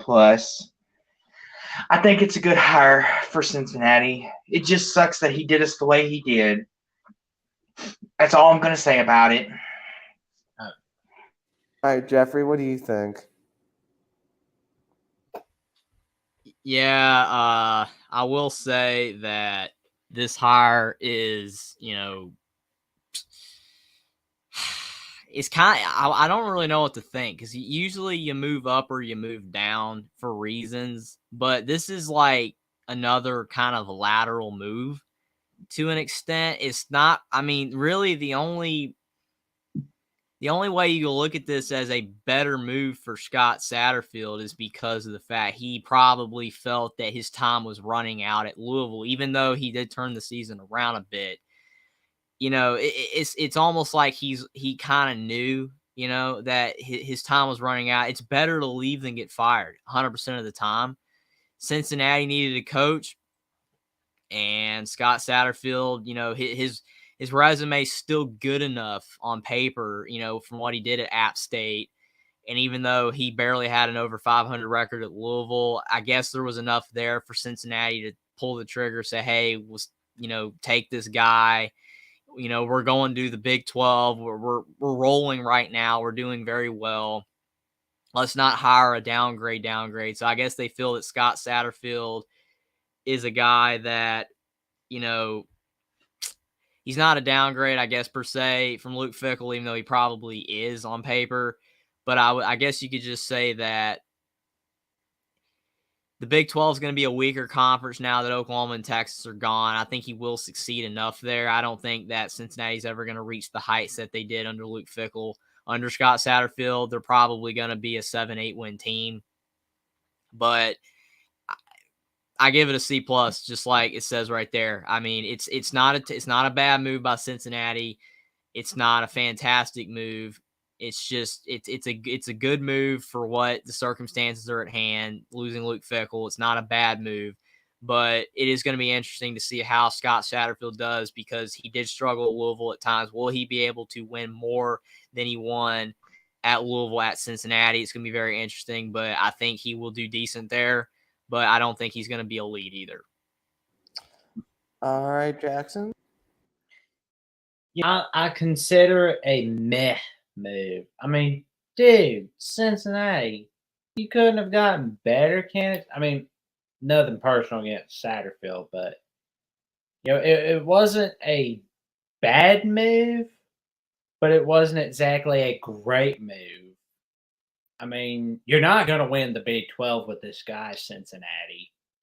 I mean, he couldn't be able to compete in the ACC at Louisville. You think he's going to compete the Big 12? Come on. You're going to be, oh man, you were going to get beat down even without Texas and Oklahoma, Cincy. Got to go with the C. Okay, Mike. So I'm kind of with the group agreement here. Obviously, you know, at least for the kind of school that Cincinnati is, it's like an Alabama question when Saban goes. Who are you gonna get to replace him?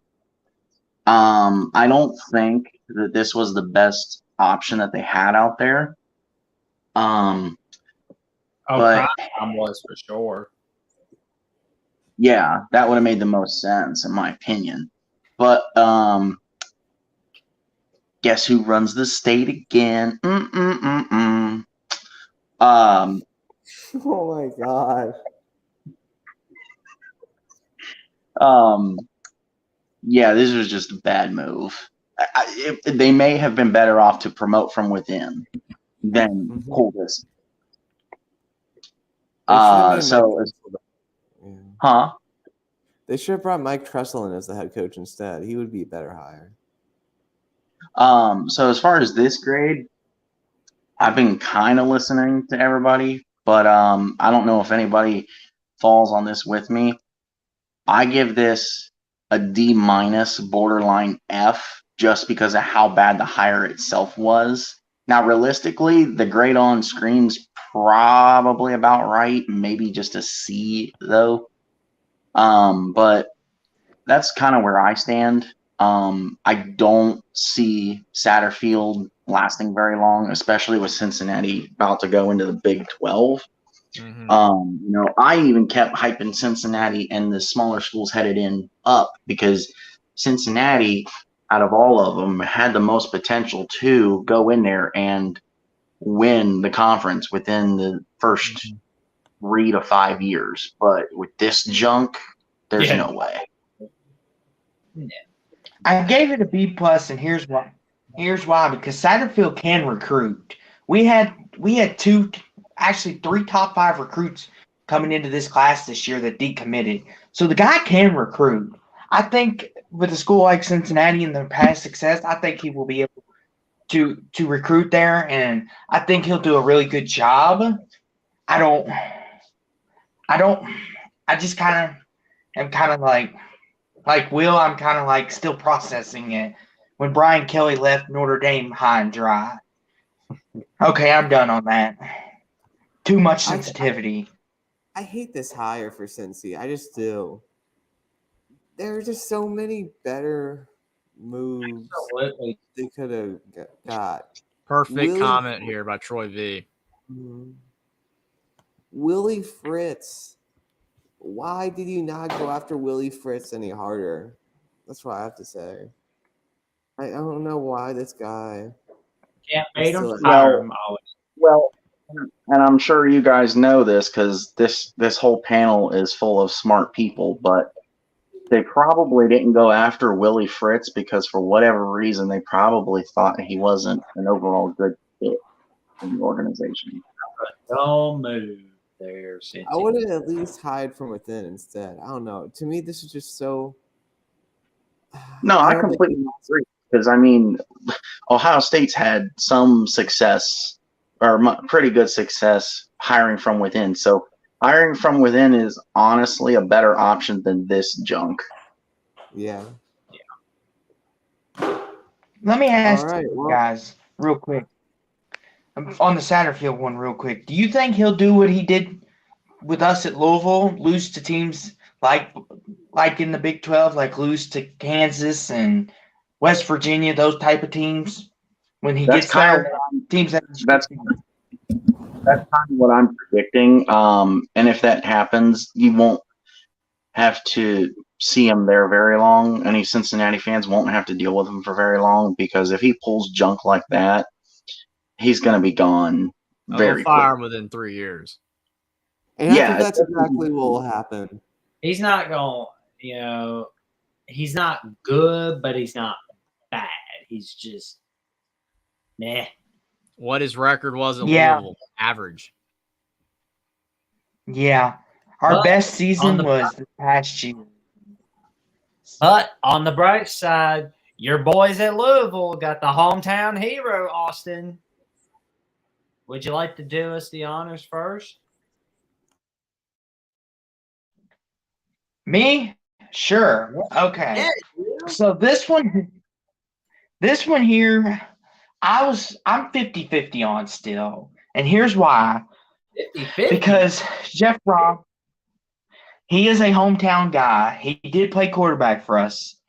And at Purdue, at Purdue those first couple years, he didn't look too good. He just didn't look like he was going to cut the mustard, so to speak. Well, Austin, first 2 years at Purdue, do you remember what Purdue was before he got there? They were a dung heap from 2013 to 2016. They couldn't even get the 4 or 5 wins. No, I understand, Jackson. I took all that into account, but that was still not a very good look. But in my opinion, Purdue in 2018, sorry, Buckeye Mike, like you to death, buddy, but I got to bring this up. 2018, he beats Ohio State. He kicks Ohio State basically out of the playoff picture. And that's when everything started to begin to turn, and now he got Purdue to the Big Ten championship this past year. They've been bowling ever since that time. He's been really good and doing it really well. As for him coming to Louisville, he is coming to the ACC, which he will have to deal with Clemson. He will have to deal with Wake. North Carolina is still going to be pretty good. Florida State. He just doesn't have. Yeah, he just doesn't have to deal with Ohio State, Michigan, Penn State anymore. No. Which he has proven he can beat both, so kudos to him. But overall, I'm 50-50 on this hire. We still have a really good recruiting class coming in that, Satterfield did for us and then left us. Still, leave that alone for now. But I'm hopeful that he could do what he did at Purdue and get us to an ACC championship, maybe even bring us back to New Year's 6. So overall, I'm going to be a little biased here. I'm going to give this an A. I think it's a really good move just for what he's done at Purdue. I'll give it an A. Hopefully he can bring our Cardinals back to the top. I give it an A. Now, the only problem I really have is his game management. Like that, I feel like he threw the Penn State game away for the Boilers. So I think it's definitely an improvement, but the game management still scares me a bit. What about you, Jeffrey? I want to point out real quick Troy V's comment of, the college games, we know it is going extinct soon, going to be as the biggest collectives and kids and teams using the portal as free agency. Days of needing big recruiters is going away. Pretty accurate, but I don't know. I don't agree with all of that. Not completely, but to an extent, you have to have money, unfortunately, to win. If at an elite level, you got to have money. You maybe can win a decent amount of games without it, but you're not going to be able to win at an elite level if you don't have it. True. One Scoop John said this is like Jim Harbaugh coming to Michigan. I don't know if I go that far, because look at what Jim Harbaugh's accomplished since he's gotten to Michigan. I would love for Brom to have the same success. To John's point, there is one big difference between Brom and Harbaugh. The fact that Brom can actually prove to win the bowl games. And that's nothing against Harbaugh either. I'm just pointing out a stat and a fact. I mean, who knows? Maybe he finally wins another one this year. Hummus Hero points out Brom has a great mind for semantics. Yeah, I took note of that when I first heard about this hire. Like that's a great thing to have. But I'm like Will. I'm also scared of the game management problems because yikes, those can win and lose you games. But my thoughts on this hire, I mean, as Austin's already pointed out, kind of, the ACC is not as tough as the Big Ten. And yes, Purdue is in the Big Ten West. So even though they're having to play Ohio State, Michigan, Penn State, they didn't have to play them every single year. So it's not like he went through the biggest gauntlet ever. Frankly, Purdue had one of the easier schedules in the Big Ten this year. That's overlooked. He had a good season. They went 8-4, before the Michigan game, but it's not like he completely ripped up the road either. What he did at Purdue is fantastic for what Purdue was before he got there. Yes, as Will pointed out, Purdue was bad, and Jackson pointed out Purdue was bad before he got there. He's made them a lot better. I don't think he completely is knocking people's doors down with how great he did at Purdue, but he did well. So I think that this is a good move for Louisville, not because of the alma mater thing, because that's the only reason why he's there, obviously. But it's not because of that. I think that the ACC right now is not great. Florida State's getting better, Clemson, and there's a few other teams. But I think he will be able to make Louisville a team that's in the top half of the conference perennially every single year. I don't think he's ever gonna, make Louisville elite, but I think he will be able to. I think he will be able to make Louisville a consistently 8-9 win team at his best. If not, it will be a 6-6, 5-7. But I think he can make them an 8-9 win team consistently. I give it a B+ because of the fact that I think it's going to be an easier job for him, even though he has the pressure of being his alma mater, and we've known some of the alma maters that have gone wrong. And I know everybody's talking about how whether he can coach or not and all that kind of stuff. I'm not going to say that because the guy, what he did at Purdue is really good. So he can coach. Some of the maybe decisions that he makes aren't that great, but it's not Scott Frost level bad. So I think he will do fine. I give it a B+. Let me ask you before you go, Jackson. Does anyone believe that he can lead us to the ACC championship in the near future, like he Wait did till I this year go. at Purdue? Wait till I go. I have so much praise for this man. Like before, I don't know about like his first year, but the next several years, yes, absolutely, he's going to lead your team to the ACC title game. I mean, A-. Are you kidding me? This is an A++++ higher, man. I mean, he big games over. I mean, he may have not been able to win the big game at Purdue, but it is what it is at Purdue. But it's much easier to win at Louisville than it is at Purdue. And his record against top 5 teams, oh man, they're awesome. And one Skip John points out it's a slam dunk hire. You're doggone right it is. The fans love it. The alumni loves it. The family of Howard Schnellenberger loves it. Everyone in Louisville, Kentucky loves it. This is an A++. I will give him some time. Yes, no offense to some of the Clemson fans watching, but watch your backs when you play Louisville. Yes. One Scoop John says Purdue and Ohio State. I know they did. Detroit. Guess what? It doesn't bother me. Unlike Troy said, I'm not happy he's leaving the Big Ten. Why? Because this man knows how to win. He's proven he knows how to win. I have a few predictions, not just to be nice and cheer up Austin, but Louisville's going at some point in the near future, going back to the Orange Bowl with a super winning record. They're winning the ACC within the next 5 years. The reign of Clemson is coming to an end. You're making the 12-team playoff with this man.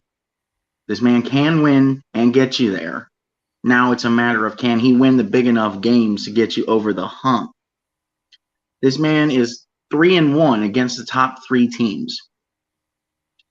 He's got to correct some coaching decisions and schemes, as in, for example, the Big Ten championship, you're in the red zone. Why would you kick a field goal? You're supposed to go for a touchdown. You fix things like that, you're on the right train in the right direction. I love this man. Not that way. This man is an awesome coach. He loves his players. He loves his team. He loves Louisville. This man has a lot of respect for Louisville, and Louisville has a lot of respect for him. Now, other than Austin and maybe some of you guys in the panel, I don't know if you remember, but let's go back to 2006, I think it was. Louisville ended up playing Wake Forest in the Orange Bowl. Yep. You know who the quarterback was for Louisville at the time? Jeff Brom. Oh, yeah. He's a fantastic player. He's been a fantastic coach. Nothing but love and respect for you. This is a good decision. I'm repeating myself, so I'm giving this an A++++++++, like they do in the Christmas Story. Ooh, you went I gave it an A. but I'm going to trust the process. When did you I'm gonna say he trust him. played? When did you say Jeff Brom played? I said he played it was either 2006 or 2007 Orange Bowl. It was Louisville versus Wake Forest. You're talking about he played in the 2000s? Yeah. He played, dude, at Louisville. He played at Louisville in the 90s. He was a quarterback coach in 06. You know what? It might have been. Yeah. Dude, he's some. like 50. He's like 50. It might have been I remember there was a Brom that was a quarterback. You're good. Mid-2s. Mm. Yeah, you said it was It Brian Brom. Yeah, that's it. Brian Brom. See, I had the right name, had the right last name, but do not roast me, chat, because I did know. Oh, you're good. All right. Well, we got Kevin Wilson going from Ohio State to Tulsa. What do you think about this one, Jeffrey? Well, this one is interesting because of the fact that obviously his head coaching career consists of Indiana, and he made Indiana decent. They were 1-11, in his first season, and before that they were terrible, and he made them into a bowl team. Almost won a bowl game. Should have won the Duke bowl game, if anybody remembers the field goal. But didn't they get screwed by the refs in that one? The ball went over the upright. It should have counted, but they didn't give it to him, and Indiana lost. I remember that. No field goal. But he made Indiana decent, and then he resigned because of differences, quote unquote, with the the administration, which still to this day no one understands. He'd probably still be at Indiana otherwise, unless he got them winning enough where he took a better job. Did good at Ohio State. Tulsa's a tough job. I mean, it's a tough job to win at. It's a very small university. It's not in the middle of nowhere. It kind of is. It's an interesting place. I think he can win there. I mean, it kind of is almost like the South Florida thing, except Kevin Wilson has experience. The guy going to South Florida, it's whether you can get good enough players to implement your system, because Kevin Wilson can coach offense.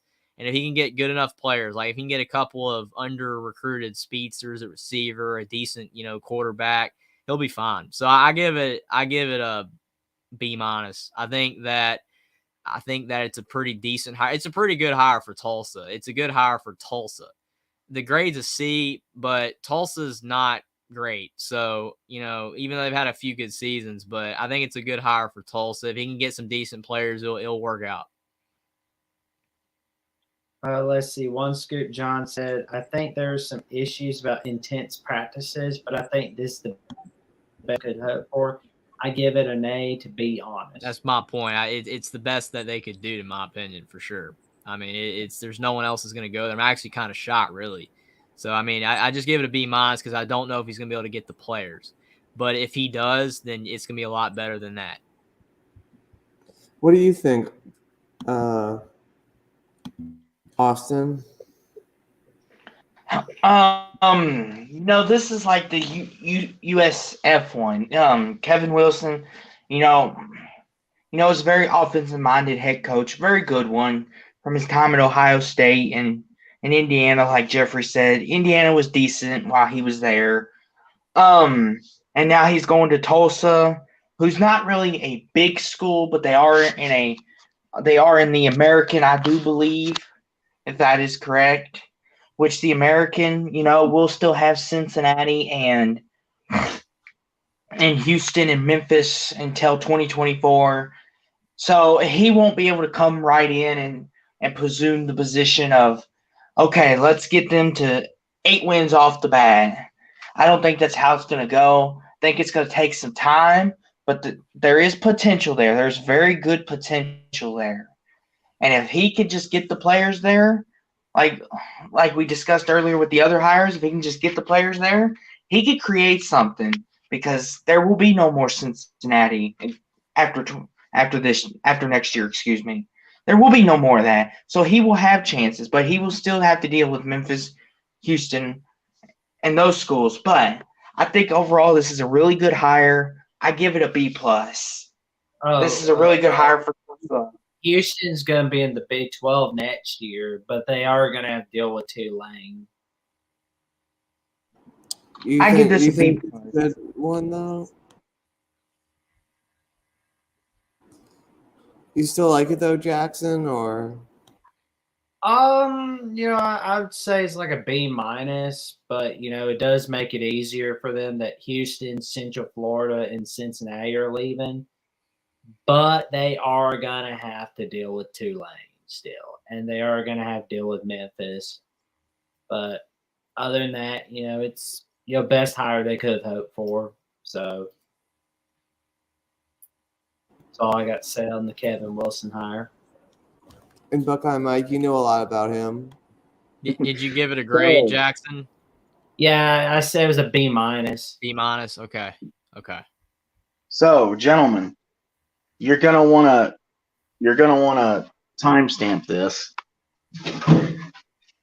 because I give this an A- for one. For two, Kevin Wilson knows how to run an amazing offense, slinging the ball around and balance. The thing is, yeah, he's got to deal with those teams, but mark my words, you can come in that first year and have one lucky year. Just ask Tim and the USC fans and Lincoln Riley. With that said, Tulsa's going to win 10 games and get to the conference championship next year. Mark my words. I love this hire. This is a great man.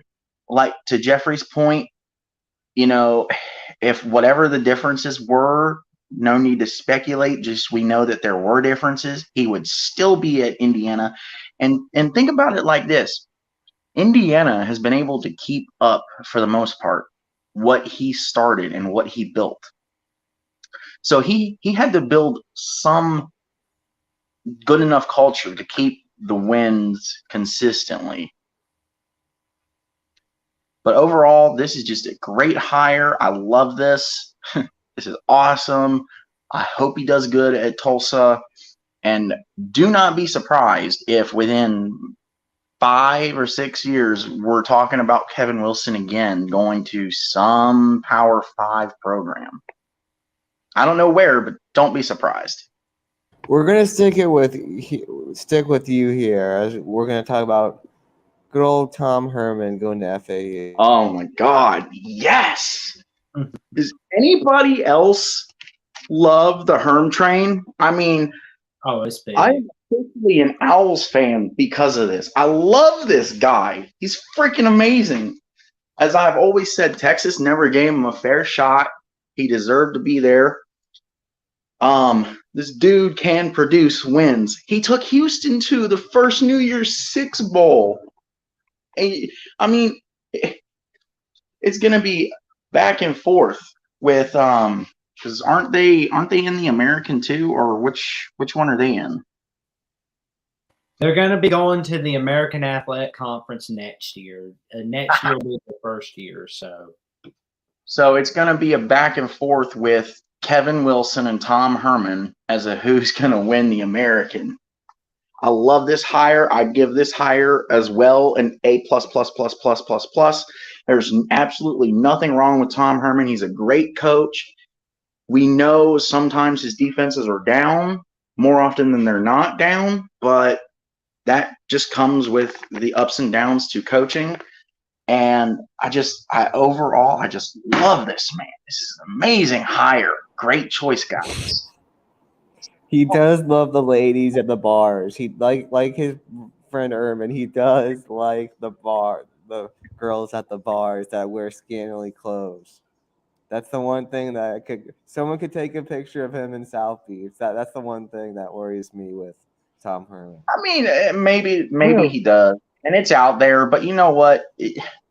This man should not be graded by that. Yes, it's part of who he is and everything. This man is a great coach. It's like, Urban Meyer, for example, real quick, is a piece of crap as a person because of where he likes to go and what he likes to do. But you cannot downgrade or disgrace the coach, Urban Meyer, because the coach, Urban Meyer, is an amazing coach. What do you think, Jeffrey? Well, One Scoop John says the man likes to party. Nothing wrong with that. And I will leave it at that.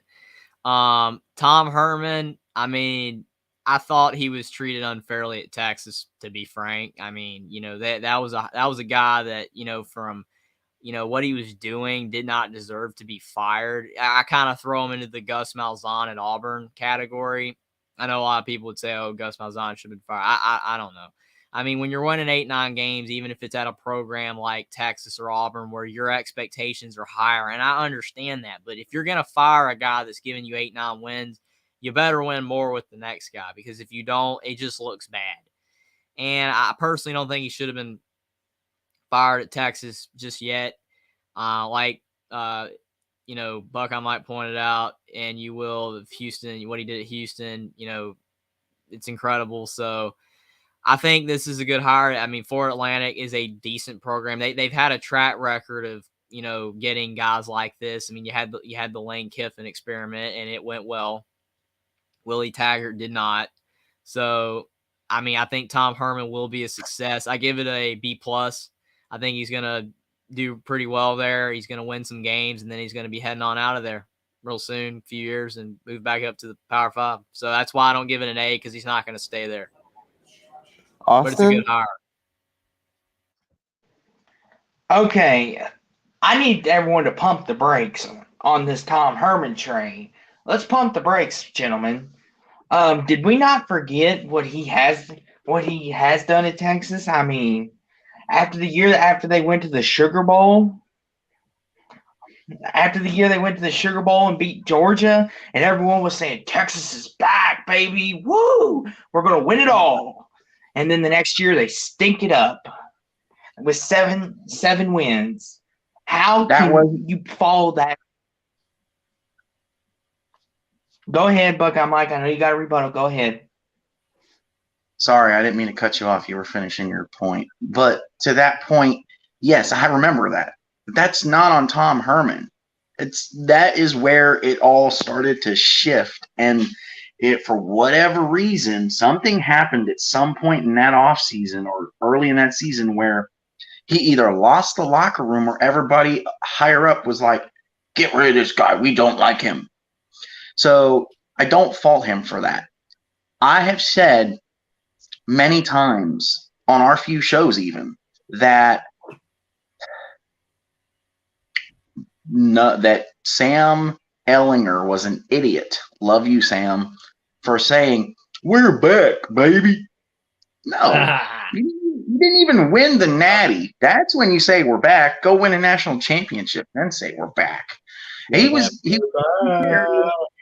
unfairly given it an opportunity at Texas because for whatever reason he did really good, and then all of a sudden they just on a dime flipped on him. So yes, you can fault him for, the 7-win season, but overall, look at the overall record. And I haven't fully taken a chance to yet, but the man knows how to win, obviously, because he's gotten to the Sugar Bowl. He's gotten to the Peach Bowl. He's gotten to bowl games in general. So I don't know how closer. Huh? But I here, said he's unbeaten in bowl games. And to my Unbeaten point, One Scoop John said exactly what I said. He's going to win a championship, then move back up to the Power 5 just like Kiffin. That's why I didn't give it an A, because it's not an A for Florida Atlantic. It's an A for Tom Right. Herman. It's not an A for Florida Atlantic because he's not going to stay. That's why it's a B+. It's a Right, great and hire. He's just not going to stay. And that's where my blinders come on, because that's exactly why I gave it an A+++++, because it's perfect. They get success for that extent of time that he's there, and then because of his success, he gets to move back up. So as a whole, all around in a big circle, it's perfect. The only problem that it is for Florida Atlantic is, who are you going to get to replace him when he does leave? Because we're all talking, it's inevitable that he will leave at some point. Maybe he goes back and coaches Ohio State. Maybe there's your replacement for Ryan Day. I don't want to jump that far, but you never know. Because to Jeffrey's point, he is correct that for however long he'll be there, he's eventually going to leave for Power 5. Mhm. okay, Sure. so to finish my point, so after he beats Georgia, all the players come back, and then the next year they play LSU and have all these expectations after that, and then Tom Herman stinks the bed up when you put expectations on him. So therefore, I will say it is a good hire for FAU. Me personally, I don't believe in him, because if you put expectations on him, I don't think he will necessarily succeed it. I give this hire a C minus. I need to see more, because when you put expectations on him, I don't think he performs very well. But I get the overall winning. There's not big expectations at Florida Atlantic, though. So he should be good. Exactly. So I give it a C minus. I might bump it up to a B just because of it. I'm in between on that, but I think he'll do a really good job at Florida Atlantic. He'll get them 8-9 wins, Yeah. but maybe even 7. See, because I just don't think your grade of giving him a C minus is accurate if you're if you're using the argument of, if he has expectations, he doesn't do well. Then yeah, so if he gets a new head coach off the Power 5, that's when you give him a C minus. Because if you're using that argument as why he's a C minus, he's not a C minus at Florida Atlantic because of the fact there's no expectation. He's going to be fine. I gave him a B. If your argument is he's garbage altogether, then fine. But that's the only point I was making there. All right. My overall That's good. B. I was going to say that, I give that hire an A minus for Florida Atlantic and Tom Herman. It's going to be a really good era at however long that Tom Herman's there. And, I wish him nothing but awesomeness at Florida Atlantic. And, it's going to be like when Lane Kiffin was at Florida Atlantic. He was there 3 years, in and out. Real quick before you go, Will. On the next one, obviously the one that's on the screen, let's focus on football. I don't care about the personal issues that he had. I want the grade and the conversation focus on football. All right, Reverend Hugh Freeze is our next coach. Jeffrey, what do you think of him? Well, all I gotta say is even though Buckeye Mike's already pumped the brakes on all of that, the only thing I gotta say is I think it's a great hire for Auburn if he wins. Why? Because if he wins, he's good. Because none of that's gonna matter. They're gonna keep him. He's gonna be fine. If If he wins at a high level early on in his tenure, then I give it an A-, just like the grade. But if he does not win, off the bat, then there's a good high chance that Auburn will fire him and use the stuff as reason to fire him without cause, and that wouldn't be right. If you fire him, then you need to just fire him and give him the money because you hired him knowing that stuff. That's my only argument. Don't fire him without cause for that. But I think that altogether it's a B because it's a C if they fire him. It's an A- if they don't. So I give him a B because he can coach, but it's all going to come down to whether Auburn will keep him and do the right thing with him if they don't, for me. Oh, So Connor before Johnson, I actually don't even know what Hugh Freeze did. He resigned from Ole Miss after officials discovered he had used a university cell phone to call escort services at least a dozen times over 33 months. And there was a lot of NCAA violations involving recruiting and academics, which so banned from the postseason for 2 years. so before Austin goes, I have a question for Jeffrey and the rest of the group.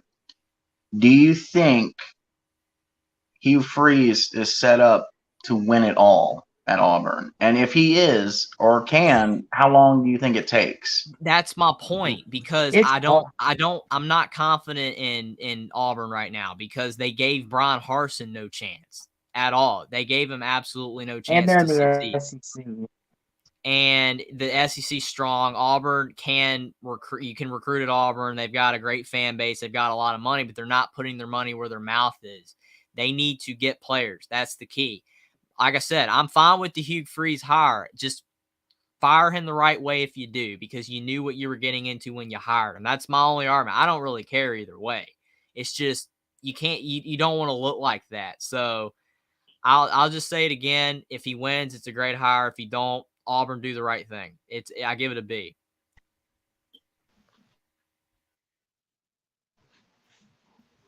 Jackson, what do you think about your old pal Hugh Freeze? Oh, Austin. Sorry, Austin. Sorry, I'm tired. I'm getting tired. So on the Hugh Freeze and all his stuff that he did, that has to do with the court of law. That's between him, God, and the people in the court. I'll leave that to them.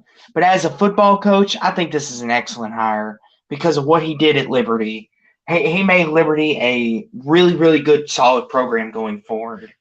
And he is going to the SEC. He does have to deal with Alabama every year, Georgia. He's got to deal with Kentucky.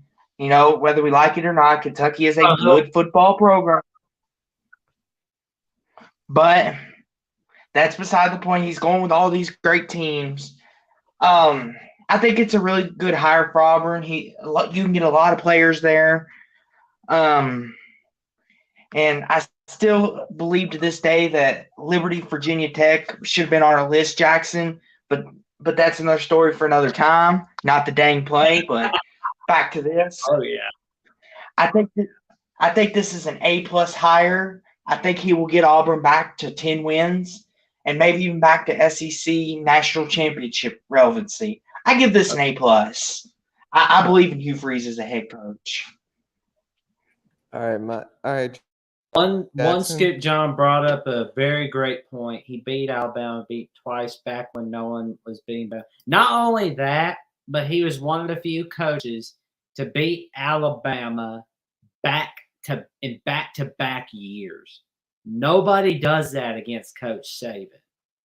But Hugh Freeze did when he was at Ole Miss. And I'm just going to tell you right now, he's going to be a thorn right up Coach Saban's butt when he goes against Bama on rivalry week next year. And when they go up against Georgia, they are going to be a thorn up Georgia's butt too, man. I mean, that's not a guy I want to mess with. I mean, the personal stuff, it's messed up and all, but they overlooked that. Auburn is basically second chance university. They proved that with Bruce Pearl in college basketball, and it's paid off. It's going to be same thing for Hugh Freeze. They believe in second chances. and it's going to pay off for them again with Hugh Freeze. And in conclusion, I would give this a higher grade than an A minus. It's an A plus. I mean, he is going to have that Auburn team competing, man. I mean, they are going to be rolling in wins here and there. They are going to be competing in New Year's Six bowls. And as a Bama fan, I mean, I'm a little nervous going up against Auburn now. And it's not hard to recruit at Auburn either. True. You know, he's Okay, Mike, what do you think of Reverend Freeze? So, as far as football, I think this is a great hire. To Jackson's point, like he said, they beat Alabama twice and back to back. So I think he makes Auburn a threat to at least Alabama. I think we see the Georgia Auburn games to be more competitive than 42-10 from now on. My only worry is how long you really think he's going to be there. But, you know, at the same time, with Hugh Freeze there, you know, we could see Auburn competing for the SEC championship and being at a lower tier, like 7-11 spot, making the playoff. In fact, I will predict it within it. If he's there 5 years, within his first 5 years, they will at least make the playoff. They'll be a lower seed team, but they'll make it.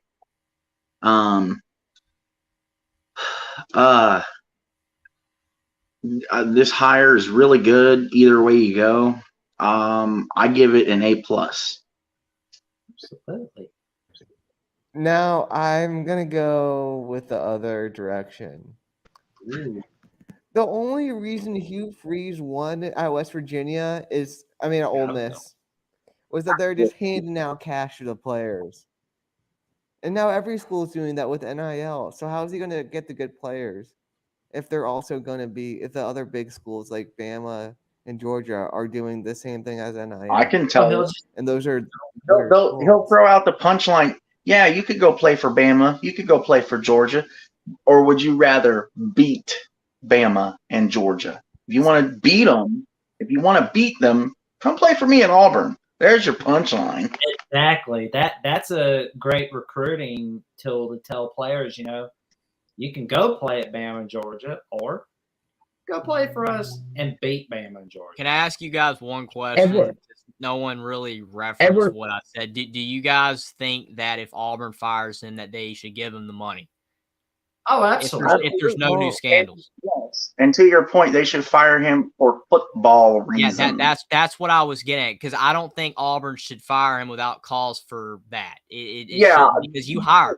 None of these universities will see this, but these universities need to quit this BS of, oh, you did some fondling around with something. Well, yeah, you're a good winning coach, but we fire you because of stupid personal reasons. Because I think it's a great hire. Like I said, it's a great hire. I just don't trust Auburn to handle Hugh Freeze correctly. So, like I said, it's going to be interesting, but it is a great hire because he can coach. It's just, we'll see what Auburn does if they don't win. Edward brings up the comment, winning the SEC for real. That's interesting. To Edward's point real quick, it's a long shot, and I don't see it happening right away. Like, for example, let's say he's there 5 years. I see it happening, if it does, by year 3 to 5, somewhere in there. It's not going to happen right away. But he'll have him in New Year's Six bowls, that's for sure. Yep. Because Alabama and Georgia are still going to be there. And LSU's probably still going to be there. Sorry, Will. I know you don't want to hear that. I just want to point out real quick in the chat that Tim and Hummus Hero have still been going at it like all night, man. And like they've said like they're done for like an hour and they're still talking. So I love it. Keep going, guys. You guys keep going. But yeah, careful, Austin. You don't want Will to turn into the Incredible Hulk. All right. Well, I didn't think Brian Kelly was the best coach in the world. Whoops. No. It'll fall apart in a couple years. Oh, shots fired. Shots fired. You're the best, real. Oh man! All right, all right.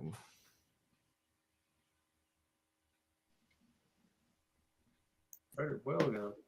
All right, I'm back. I needed to take a short break because of Austin. What? All right. I got it. You're good. So, Well, I love you, buddy. I would do nothing to hurt you. But back to the coaches. Jamie now Chadwell. we're on to the arguably one of the greatest group of 5 coaches at one of the best group of 5 schools out there.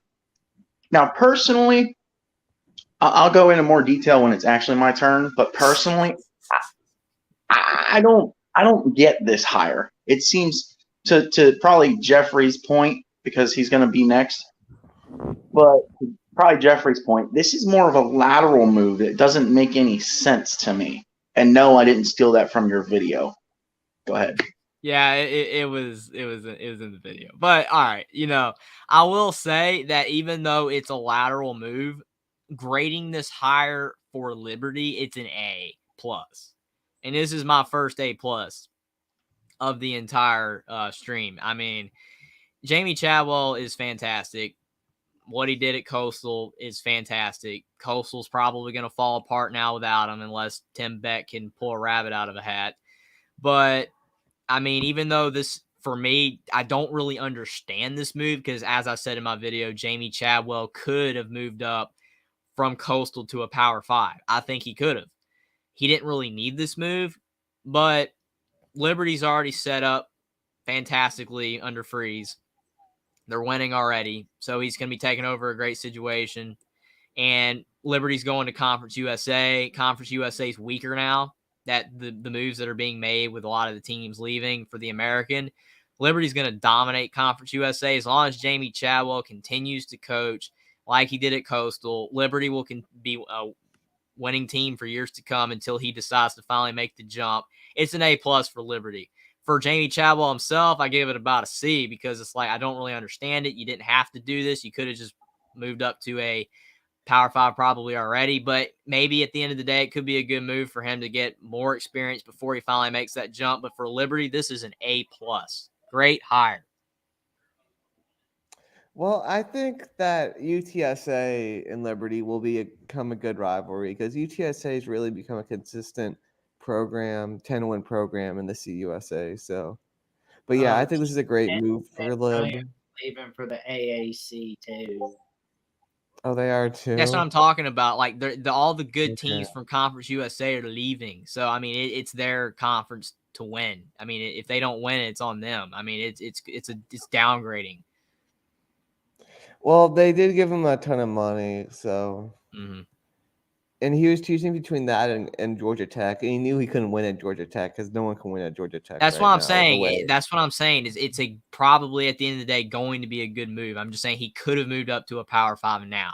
Him choosing not to probably will work out in the long run. I agree. It's a great hire for Liberty. A+, fantastic. All right, Austin. Okay, so I have a question. What was the move from him to leave Coastal Carolina after the success he's had there?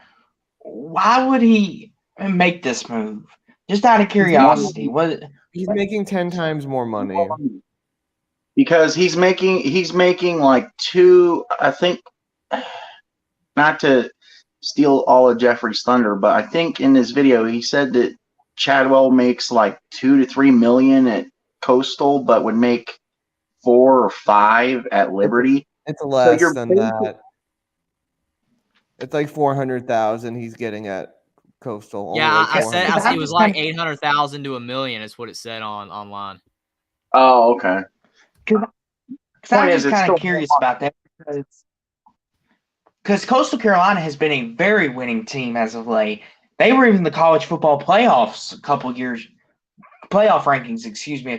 ago, and he was winning conference championships with them. So it was just kind of mind-boggling hearing that when he decided to go to Liberty. Like, why would you want to leave such a successful program that you have built up?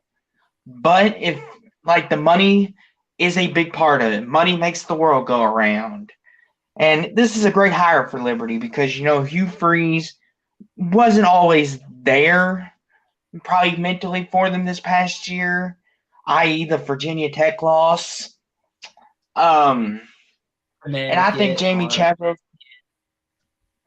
going to be all in. I think Liberty is going to be back. Liberty's going to be the same as they were with Hugh Freeze, I think, maybe even better.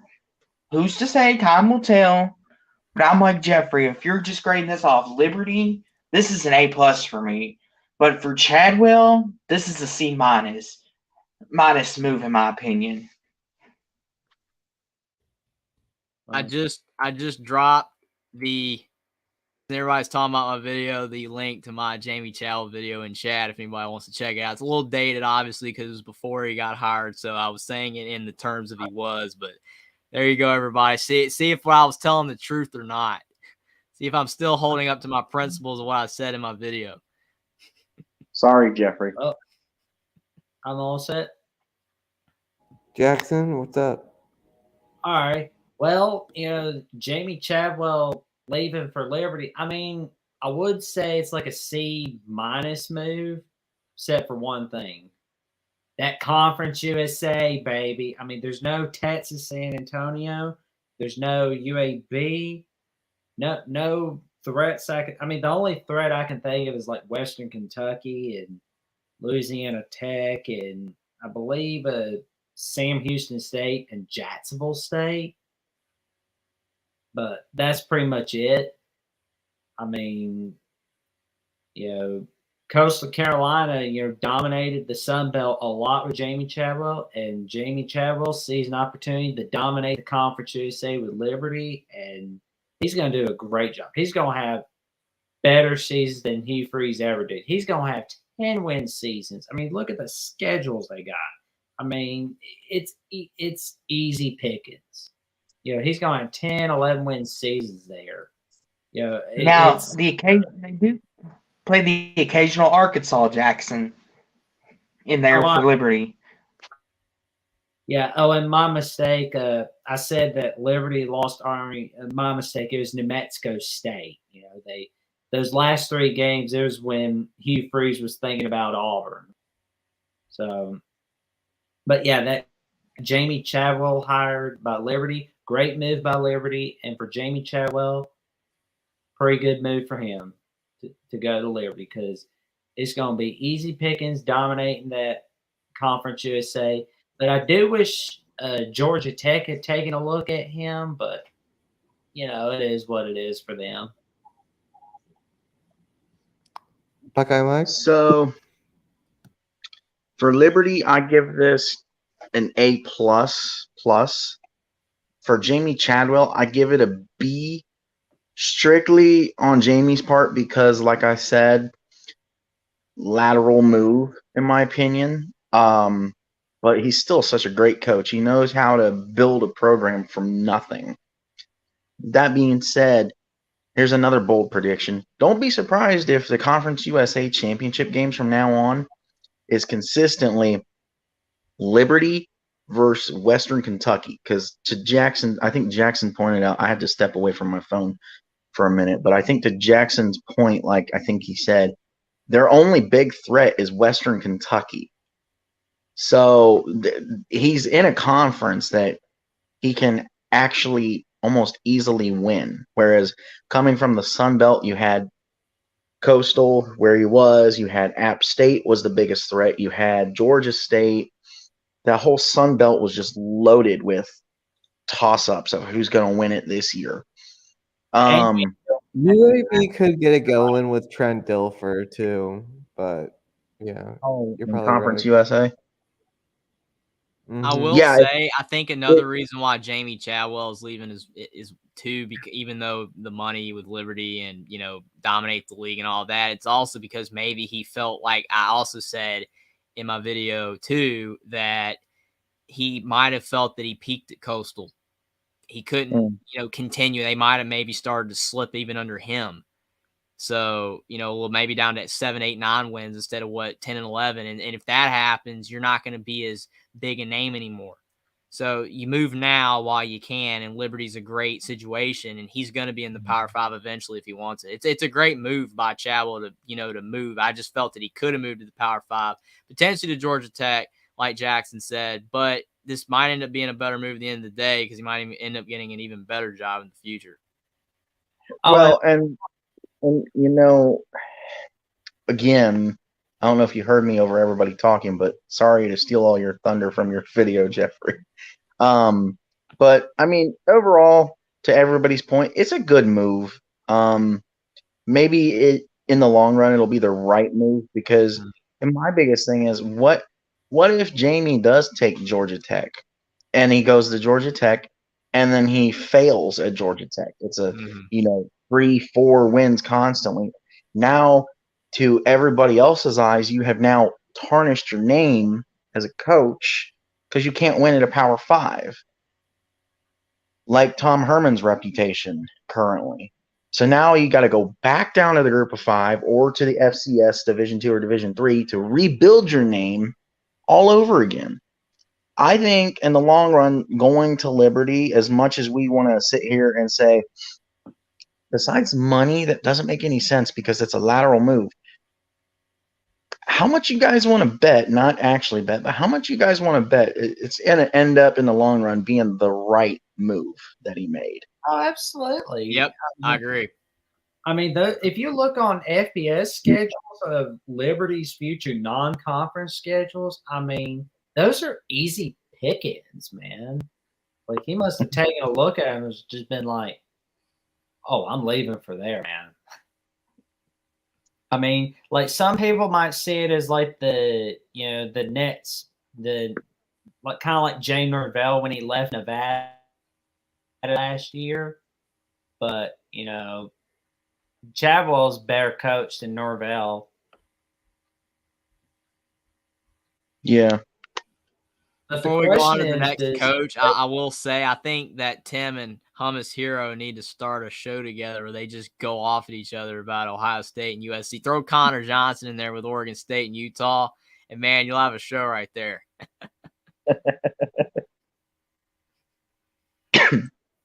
All right, Jimmy. We all love this hire, but we should all talk about it too. All right, gentlemen. Our next one, we're talking some Luke Fickell. Oh, yeah. Jeffrey, go ahead. Yeah, this one is, it says it in the description. This is a home run hire for a Badgers program and needed a spark. I mean, it's hurt Cincinnati a lot because that guy built Cincinnati from nothing. They were horrible, and he turned them around, had them having a win streak at home for 3 years, making the playoff. Man, I mean, if this doesn't work out, then Wisconsin's probably not going to ever, have super great success again in the Big Ten. This is fantastic for Wisconsin. I have a hard time seeing this not working out. I mean, Wisconsin's still a great program, even though they've been struggling a little bit lately. And Wisconsin obviously, felt that, Paul Chryst was not getting it done and they're not at the level that Wisconsin wants to be at. I think Luke Fickell's going to be able to take over and he's going to succeed really well. It's just going to be, is Wisconsin going to be satisfied with, maybe not winning? Because they're going to have a hard time winning the Big Ten. I mean, I'm not saying Wisconsin can never win the Big Ten again, but it's going to be very tough. But I think Luke Fickell's a great hire. I'll give it an A+, my second A+. I think it's a great hire. I think he will do very well at Wisconsin, but Wisconsin just needs to be satisfied with what they get if they're not winning the Big Ten or, winning 10, 11 games every year. If they are winning 9 games, they need to be satisfied with that because Luke Fickell's going to make Wisconsin really good. They're going to be better than they are right now, but I don't know if they're going to ever reach that elite level, but they're going to be great. Because here's the thing on this hire, to your point real fast, Jeffrey, how much patience is Wisconsin going to have with Luke Fickell? Just because of the fact that their last head coach, who had recently taken them to a Big Ten championship 2 years prior, now they say, oh, let's get rid of you. You stink. You suck. Let's fire you. And they buy his contract out and he's gone. My thing is with this, Luke Fickell took, like you said, took Cincinnati to the promised land.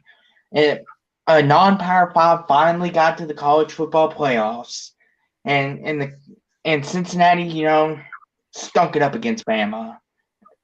But that's not on him. They just ran into Bama. Most teams would stink it up against Bama. Most. But on the Wisconsin hire, I think this is a really good hire. Luke Fickell will do some good things in Wisconsin. My only worry is now he will have to play Ohio State, Michigan, Penn State, Illinois, Purdue. He will have to play a lot of really, really good teams. As in Cincinnati, your only competition was, let's be honest, was UCF. And now Tulane's starting to come along.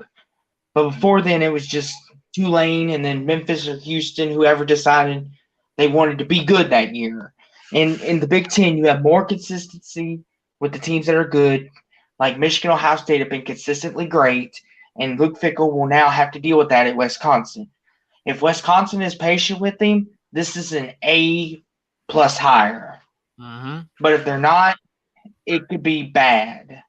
But I'm going to give this an A-plus. I think Fickell will do some great things in Wisconsin. Me and you just completely agreed, 100% on the same thing. A+ if they're patient. It's not going to be good if they don't. So I completely agree. Great hire by Wisconsin. They hired someone who can win the big game. I'm going to disagree with the people that are saying that Wisconsin was too hard on Paul Chryst. Okay, here was the thing. Yes, 2015 to 17 they were very good, but guess what happened in the 2018 season? They went from 4th in the preseason to lose home, and then their winning streak against Minnesota ends that year. And in like 2021, they go from 12th ranked in the nation to finishing the season unranked, and they wind up losing to Minnesota again. And that last year he's there, this year, the first 5 games, they're a Big Ten West division favorite. They're going to win that division. But guess what they couldn't manage to do? Forget losing to the Buckeyes. I mean, you're going to lose to the Buckeyes. But they lost to Washington State at home for the first-year coach. And they got beat down by Illinois at home. You can't be doing that. You just can't. Is Luke Fickell going to do that? No. He's not going to get beat down by Illinois. No. He's going to make Illinois sorry that they beat down Wisconsin. That's what Luke Fickell. I will say. Luke Fickell is going to make Wisconsin a contender. And the staff hires, the magnificent staff hires by him, by the way. I mean, that Big Ten TV contract money is kicking in clearly because they got in one of the best offensive coordinators in all college football from North Carolina, Phil Longo. And the magnificent Jackson. Great name. And, Wisconsin had a pitiful offense in the past several years. Well, I'm going to tell you right now, those days of Wisconsin having a pitiful offense are over. And in conclusion, I say it's an A+ hire. Go ahead, Austin. Jackson, I want to tell you something. I'm going to stand up for the Pac-12 just for a second. Washington State is not a bad team. Illinois is not a bad team. So I don't think it is as bad. I'm not saying they're bad. I'm just saying, though, Wisconsin shouldn't be losing to Washington State and Illinois at Camp Randall Stadium. Washington State would have won that game 8 out of 10 times this year if they played. You can't be getting spanked by 24 points by Illinois at home and expect to keep a job. You're not going to see Luke Fickell get beat down by Washington State or Illinois. No offense to Washington State, Illinois, nothing personal. So here's the thing. To Austin's point, first of all, the reason Wisconsin lost is because they stink this year. The reason they lost, because here's the thing. Illinois was a whatever they really finished team masquerading as a 6-6 team, because I'm sorry, Illinois fans, but ever since my favorite all-time Illinois quarterback left your school, Isaiah Juice Williams, you guys have been stinking it up, because that's just how you were made. So to Jackson's point, that's a good point as to why Paul Chryst should have been fired, because you're not supposed to lose to an Illinois team that on a regular basis is around the ballpark of 6 and Against 6. their rival Minnesota ended. I will point out, though, that I never said that firing Paul Chryst was the right move or not. I never said that. So when you guys I think you guys are more saying off of Austin. I just said that they need to be patient with Luke Fickell if he's not winning 10, 11, 12 games. If he's winning 8, Right. 9 games, they need to be patient. That's all I said. also agree. So, I agree. and then your point about Wazoo probably, because you can never look at a matchup unless you're talking Power 5 against FCS. Even then, you can't even really say that. But there's not I guarantee you, there's not a single matchup that you can look at out there and say, oh, this team will beat this team 10 out of 10 times. You can't say that. So Wazoo got lucky. They were good enough this year to win the game this year. But in a sense, because the score was close anyway. I think it was like 17-14 Wazoo.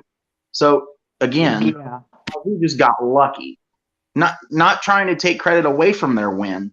I'm just saying 9 times out of 10, you play Wisconsin, you're going to lose. Now, on to my points. I give this an A+++ on both Luke and Wisconsin. Now, to Wisconsin, as everybody has said, give him time. Wait it out. Let him succeed. Luke Fickell. This man is amazing. I also love this man. His record speaks for itself. Okay? And I didn't even think I would say this, but with Wisconsin hiring him, don't be surprised if Wisconsin wins the Big Ten in the next 5 years. Oh, I mean, there's no doubt they'll either get there or they'll win the Big Ten. absolutely. So, I mean, overall, it's Luke Fickell. Right now, it's just everybody's calling it a toss-up waiting game of how long is Ryan Day going to be at Ohio State, and is Luke or Tom going to replace him? Because those are your top two right now. If for whatever reason, maybe losing to Scum for the 3rd time in 15 months, maybe something like that. Look, I'm like, huh? You're stepping on some Pac-12 toes, buddy. Connor Johnson writes in and says, "Did Mike just say that Wisconsin would have won that game 9 out of 10? So then Wazoo won't win. I don't know how you say that. Someone please check him."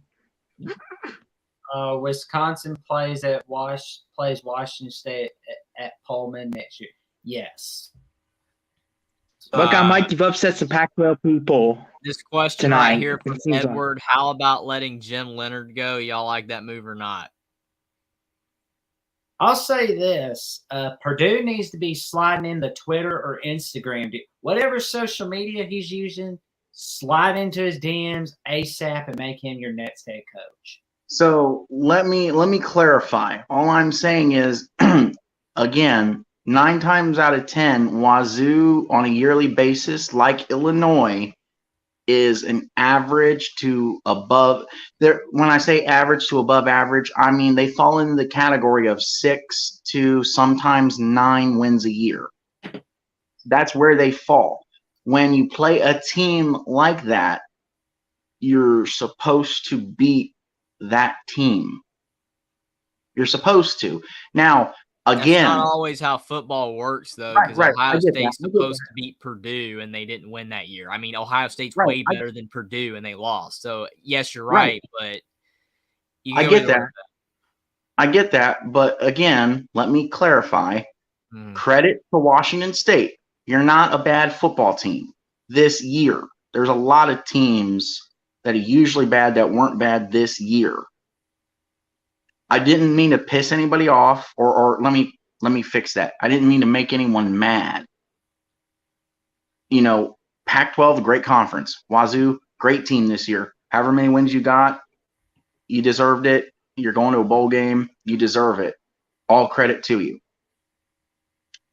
My point was, Washington State can win against Wisconsin, obviously, because my whole main point was you can look at any matchup. There's not a single matchup that you can tell me that one team wins 10 out of 10 times. Wisconsin can't even beat Minnesota every year. So with that being said, I think Luke Fickell goes in, changes the culture, changes the ways, wins against the teams you're supposed to win against on a regular basis. And if you're not playing Ohio State, I am officially a Badgers fan. I will root for Wisconsin. You play Ohio State, I'm sorry. Good luck, but I hope you lose. Well, and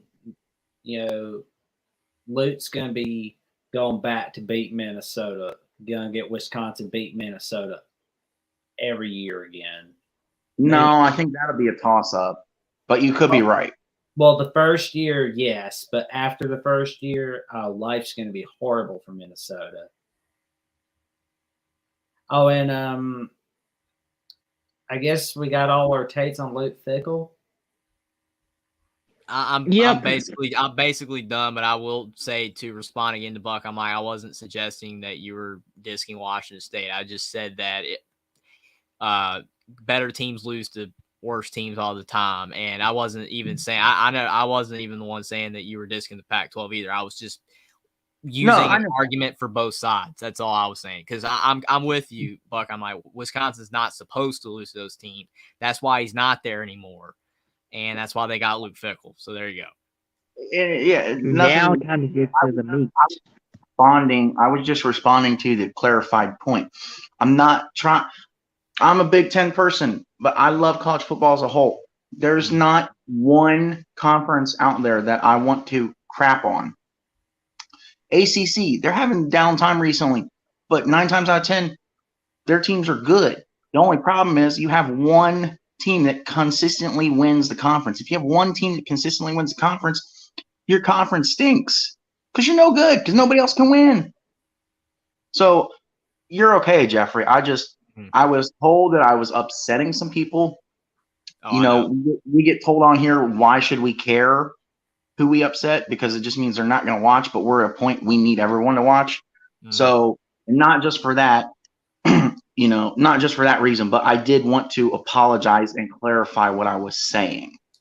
I didn't mean to step on anyone's toes or make anyone mad. And basically, I was defending you, and I was defending the people that you could have potentially irritated, even though I don't see how you could have, because you didn't really say anything that was outrageous. Right. All right, now to the good, juicy part of the burger. With this one, Matt Rule to Nebraska. What do you think, Jeffrey? Yeah, this one is interesting because of the fact Matt Rule, he built Temple, he built Baylor up from, when before he was there, they were struggling. So he is proven, to build up teams that are struggling. And what he did in the NFL doesn't matter. The NFL is a whole different animal. No pun intended for the Panthers. And he couldn't win at the Panthers, and the Panthers are still struggling now, even without him. So it's not like really much has changed. Maybe they're a little bit better, but a college coach and an NFL coach is two different things. I think it kind of shows how, you can manage, stuff better at up the pro level. If you're not able to do that, then it does kind of show that, when you're in college, that it is more about the players that you have on the field versus when you're in the NFL, most of the rosters are fairly equal unless you know how to manage it better and you get better players for the right price or whatever. But in college, it's essentially a talent pool. If you're on a team that has talent, you're more than likely going to win unless you're just a terrible coach. But Matt Rule in college has shown that he's able to win with less. He did it at Temple and he did it at Baylor. He didn't have a lot of talent either, especially Temple, and he was able to turn them around. The key here, the key at Nebraska, and we've beaten a dead horse several times in using this statement, but it literally is going to come down to patience. They tried it with Scott Frost. They gave him enough time. It didn't work. But you got to do the exact same thing for Matt Rule. You got to give him time, because I know why a lot of coaches are getting fired super quick, because a lot of coaches or a lot of programs are looking at coaches that are turning around these programs from 4-8 and taking them to 10 wins immediately. And they're looking at the portal and they're looking at NIL and all these factors that you should just be able to turn it around in a heartbeat. Well, with Nebraska, it's like what you got to do is you got to support Matt Rule. You've got to allow him to use the portal, get players, give him time. And if Matt Rule does what he did at Temple and he does what he did at Baylor, not the Carolina Panthers, but at Temple and Baylor, and Nebraska gives them the adequate amount of time, then I think that this is an A+ hire. But if they do not, then it will fail, just like all the other hires. And Nebraska will have a very hard time being relevant again. But if they give him time and they use what college football has got going on, because Nebraska is still a program that has pull, fan base, everything like that, then I think it will be an A+ hire. But they have to give him time, and he has to do what he's done before. Before you go, Austin, Yeah. hold on. Before you go, guys, we need to. I want to right now, from all of us, send prayers to Mike Leach. The chat is saying he's not doing good, so we need to keep an eye on it.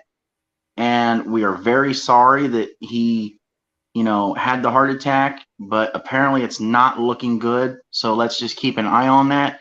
And if something does happen, not making any promises either way, but if something does happen, one of us or a few of us will come on tomorrow and make a video, not a live, but a video, just kind of discussing the whole thing. But let's just keep an eye on it for now.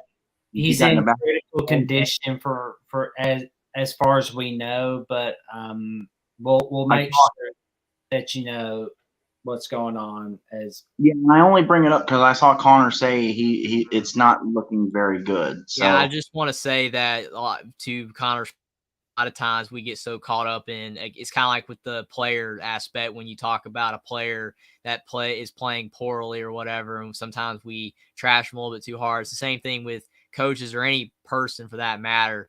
And it's not just about whether you like them or not, but it's also, man, when someone's ill like this, it is sad. And I hope, with all that I got, and I'll pray as hard as I can for Mike Leach, that I hope he will be okay, because there are a lot more things that are more important in football, and life is definitely more important. So I hope, Mike Leach, that you will recover and you will be able to continue to be here on this earth with us. And I hope that you're going to make it, man.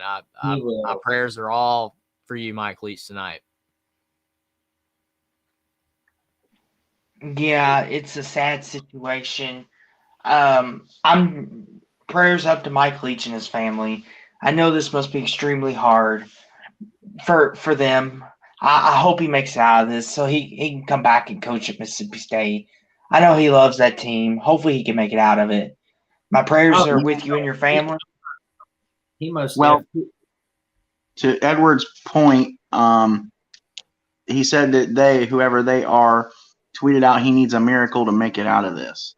So it's like I said, it's not looking good. So if something happens one way or another, whether it's Jeffrey by himself on his channel or it's me, Jackson, and Jeffrey, some of us will come out tomorrow and make a video on it.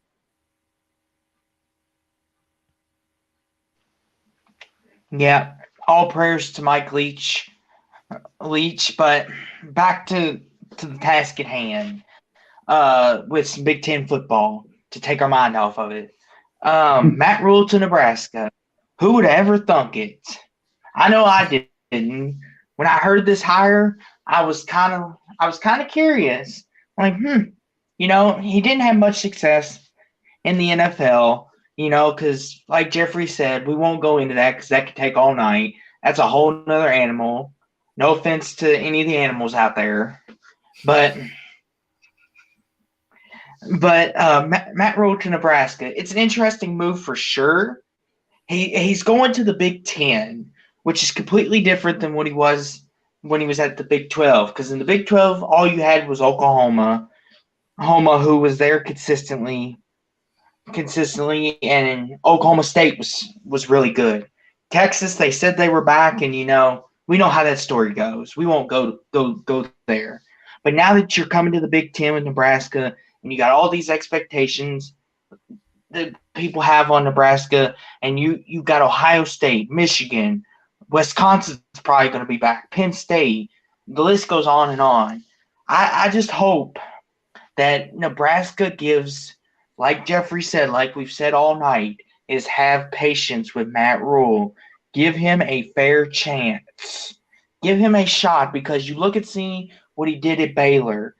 After the year after Baylor won 2 games at Baylor the previous year, he took Baylor to the Big 12 championship.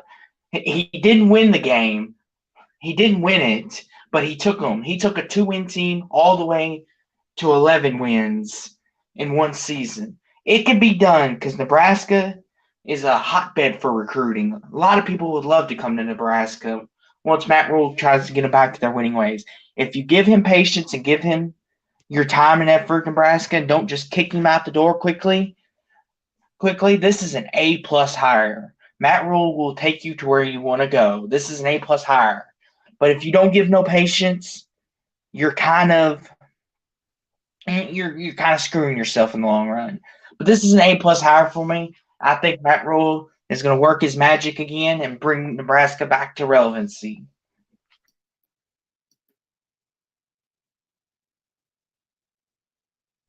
Your turn, Jackson. I think it's a great hire by Nebraska. I mean, look, he did a great job at Temple, and before he, before he had his first 4 year at Baylor, when he was making his staff, he didn't have a single guy that was familiar with the state of Texas. But guess what? They were able to recruit the holy heck out of the state of Texas at Baylor. And they were able to get along just fine with the Texas high school coaches. And I'm going to tell you right now, Nebraska, you give this man time, you're going to be winning a Big Ten title. I can guarantee it. You're going to have a very beautiful future ahead of you with Matt Rule. Buckeye Mike, your turn. Oh, and I give this an A-plus hire. So I know I've said this all night, but I give this an A++. This is a perfect hire. You want to rebuild the program and bring it back from the depths of the underground. Let's just call it that. This man is the perfect man to do that. This is a perfect hire because he knows how to win. Again, to everyone's point, except in the NFL, but the NFL is a different animal. It's a whole different story, so we don't even have to touch on that because we could spend hours, as Austin and Jeffrey said. But see, my thing is, don't pay attention to his record with Baylor, 19-20. Yes, that's a losing record, but you know what? He was only there for 3 years, and I think he started off 6-7 or 7-6 or something like that. Well, his So year was 1-11, but then they went 7-6 in his second year, and then in his third year, they were Big 12 title runner-ups. okay, so yeah, I mean worse than 7-6, but he basically started behind the 8 ball, and that's what that'll do. That's what that'll do to you. You'll have a record like that. So His Baylor record alone is misleading. His overall record is pretty good, I think. But this is perfect hire, perfect team for him to go to. He's one of those like he's like one of those commercial people. You feeling down in the dumps, feel like your team stinks, feel like you're in the depths of despair and your team has no way of getting out of it.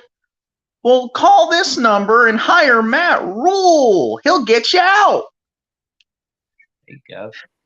Edward said, "Wait, so fickle. The pickle was an A plus plus plus plus plus plus plus, but Rule is A plus plus." My point is, it doesn't matter how many pluses you add; they're on the same level. But I know you're just kidding around, Edward. True. And before go ahead. Like he said something else in the comments, but I forget what he said. And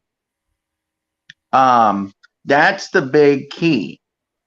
They need to, like Jeffrey said and Austin said, they need to give him time. Like, for example, I think, wasn't it an 8-year contract he signed, guys? Yes, he signed an 8-year contract. Okay, Nebraska, I'm looking at you. I'm talking to you. Matt Rule needs 8 years before you decide to fire him. Don't throw the baby out with the bathwater, Nebraska. We warn you, do not do that. Because I'm going to tell you right now, it's not going to end well for your program when you do that. No recruits do want to go there. No coach. And here's the thing. Yeah, we're in the middle. Well, we're more towards the end now, but we're in a coaching carousel right now. But all these coaches are signing long-term contracts. If you sign someone to a long-term contract and don't let them fulfill their contract, you could get rid of them at the wrong time, and then guess what?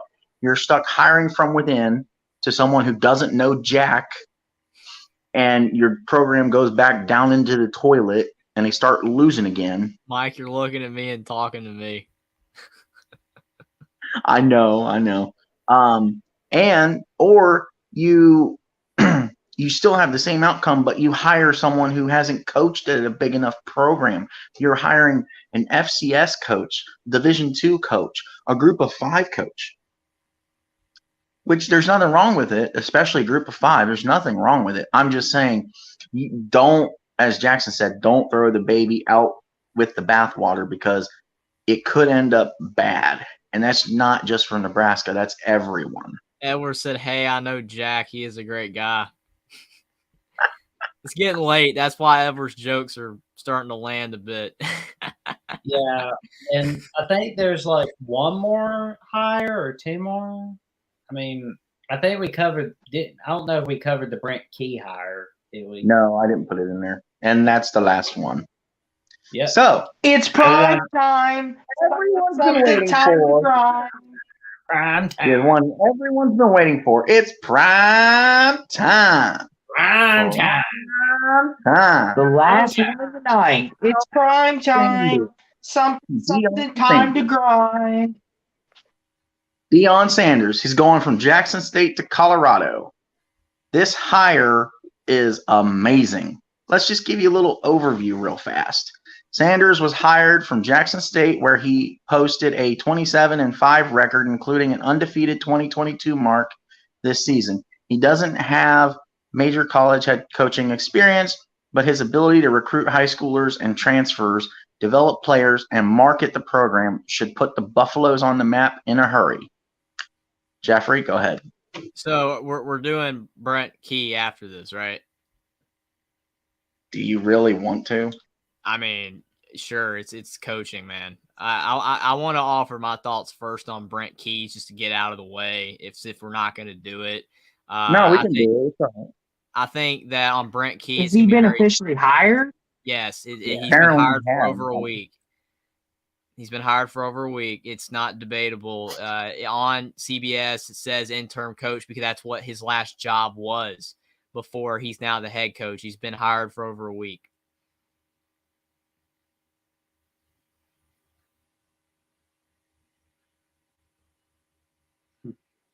Well, again, my thoughts on Brent Key is that it's going to be very tough to win at Georgia Tech. It's been tough to win for a while.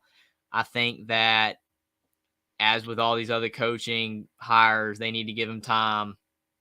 But I don't think he's more. I mean, I'm not going to say he's not going to make it.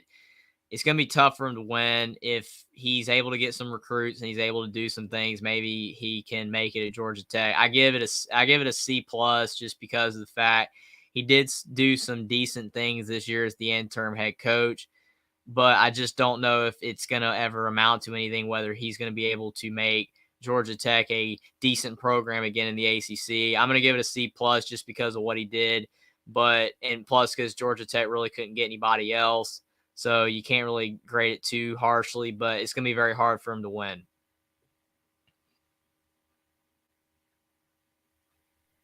Okay. So does anybody else want to do Brent Key, or do you want me to now go to Dion?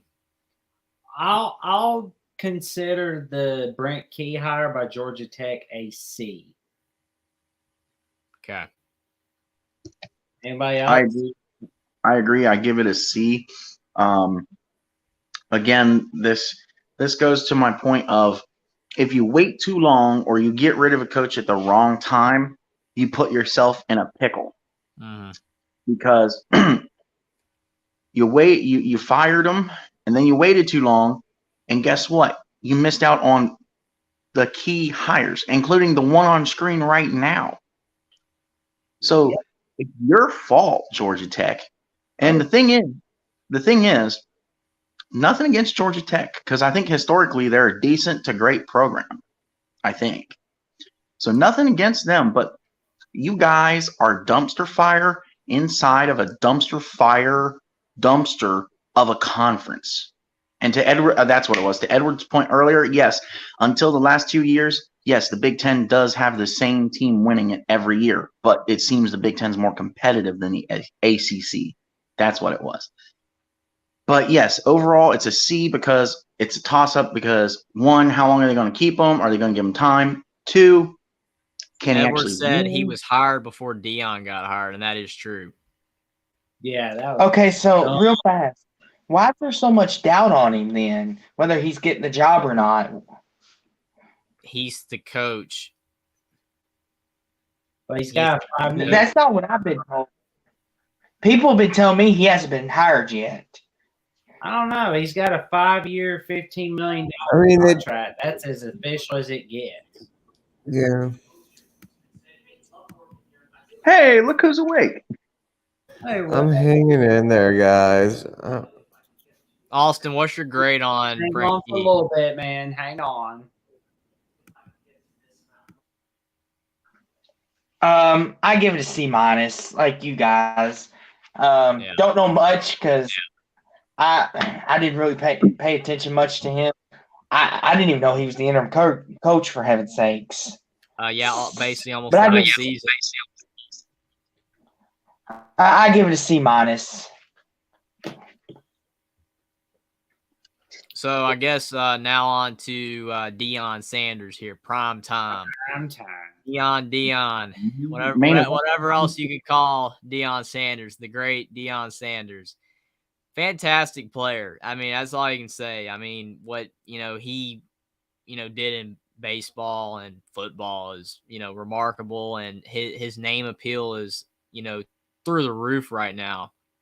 I mean, literally the only reason why anybody even talked about Jackson State is because of Deion. I mean, he wasn't there, no one was talking about him. I mean, his name alone is why Jackson State did what they did, and every team that needs help right now wanted Deion Sanders, in this coaching cycle. And Colorado was that lucky program. They landed Deion Sanders. And my thing is that his name alone is he's probably going to be able to get whoever he wants to come to play for Colorado. The key's going to be, is he going to be able to turn that into wins at the high major level, the Power 5 level, whatever you want to call it.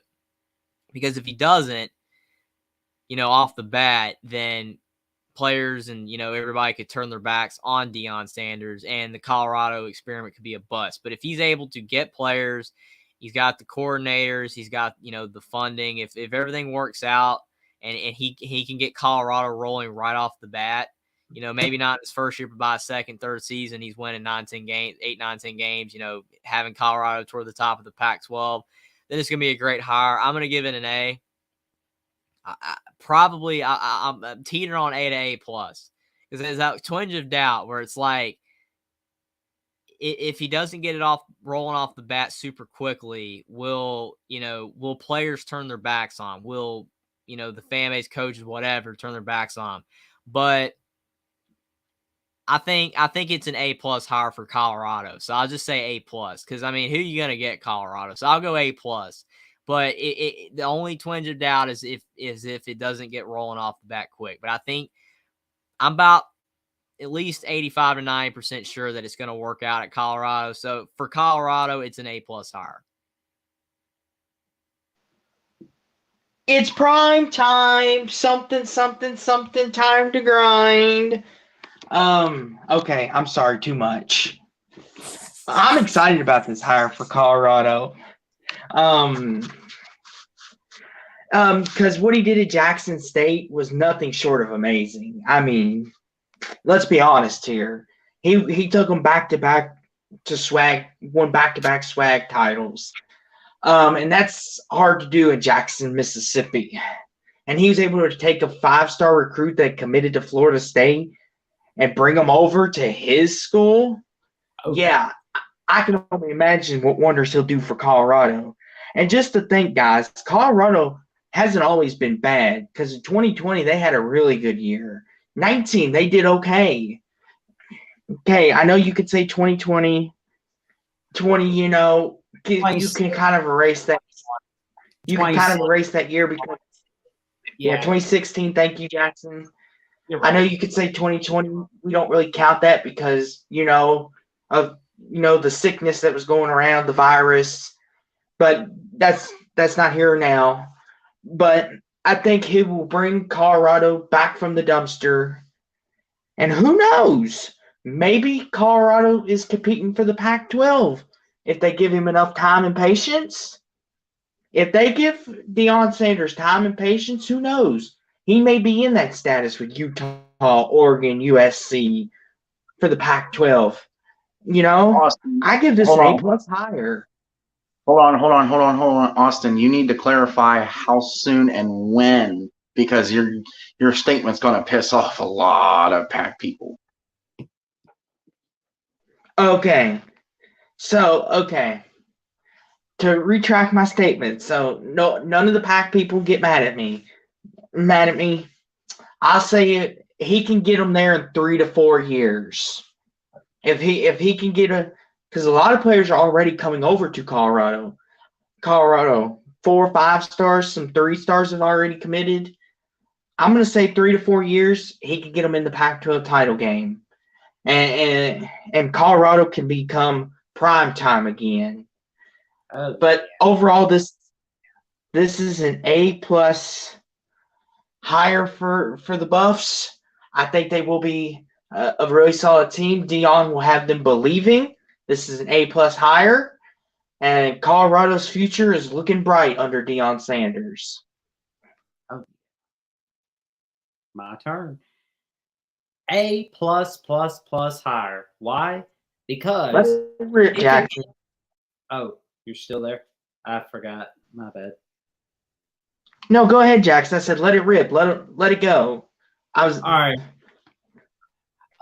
I give this an A++ hot here. This is an A++ for Colorado.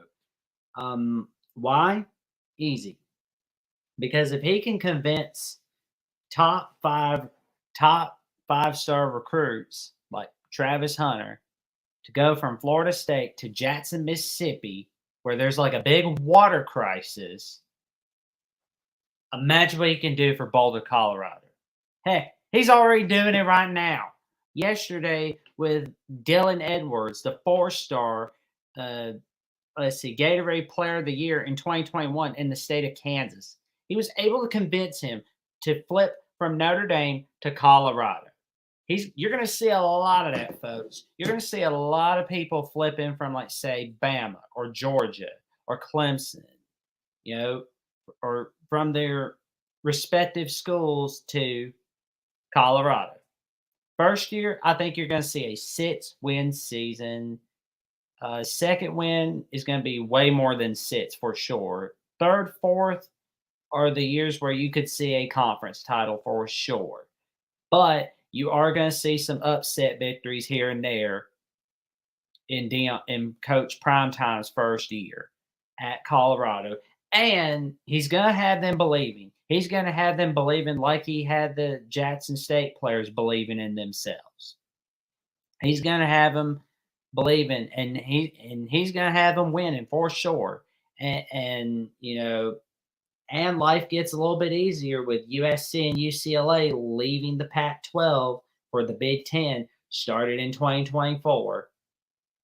And it's a great future for Colorado. But the only negative is, will they be able to keep Dion?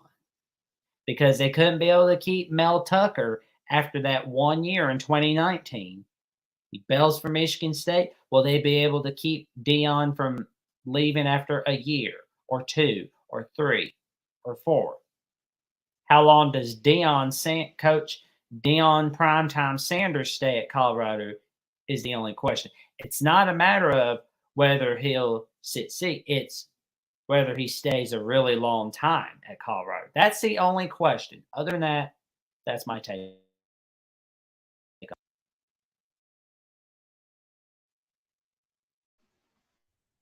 My turn. I'm done. Go ahead, Buckeye Mike. Let him have it. So, holy freaking crap. This hire was perfect. This is why we saved this for last. This hire was amazing. Great choice, Colorado.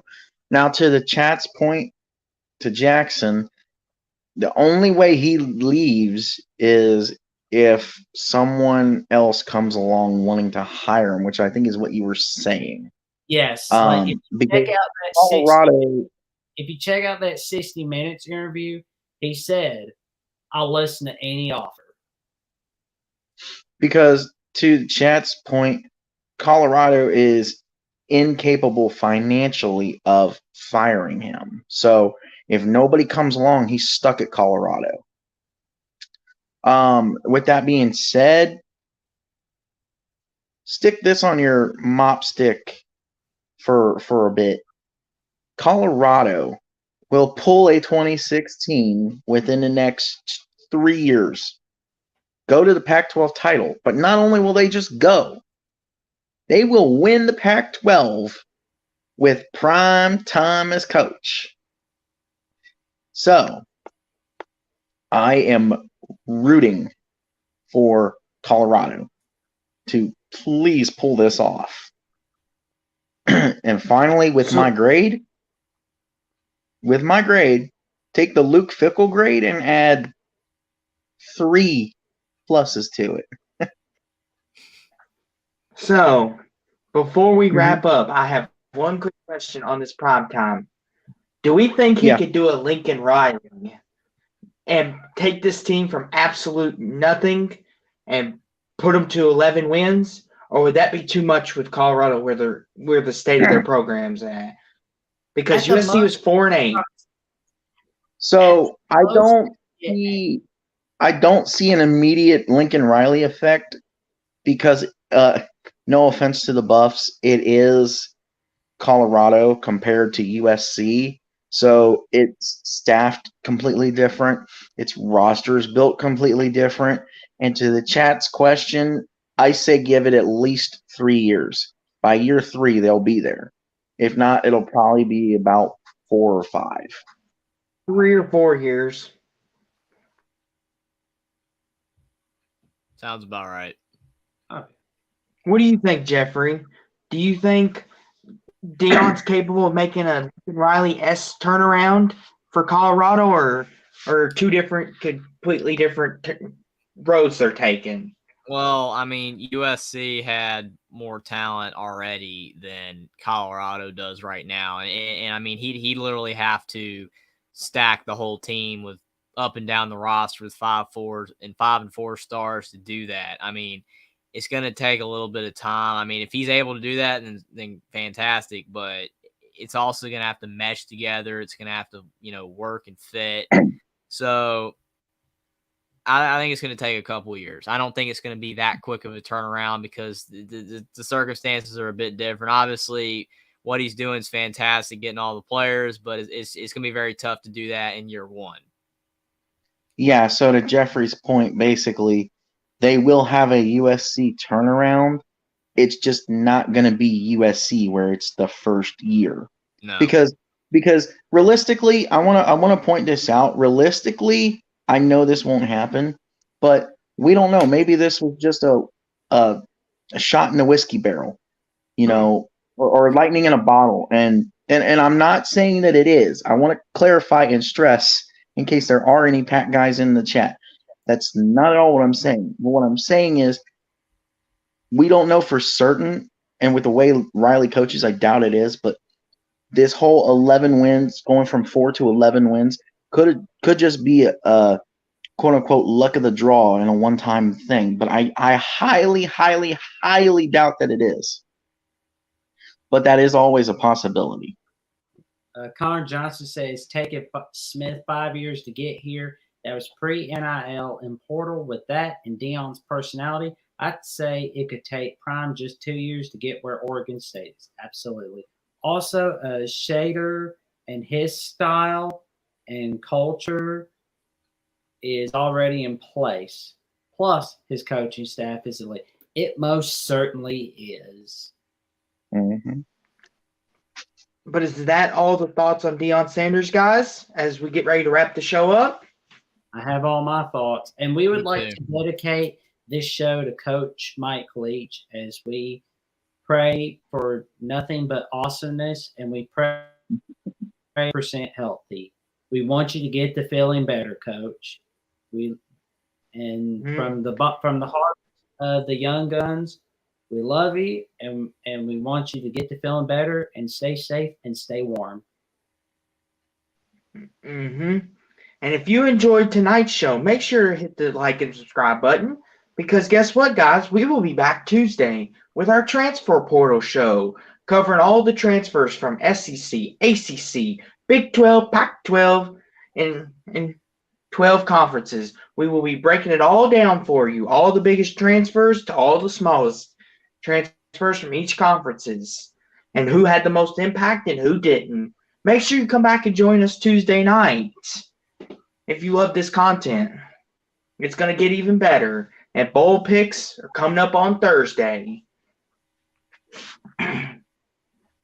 But until then, we love you guys. Thanks for being here, everybody. And again, prayers for Mike Leach. Hopefully that you will get better soon. Sorry if we offended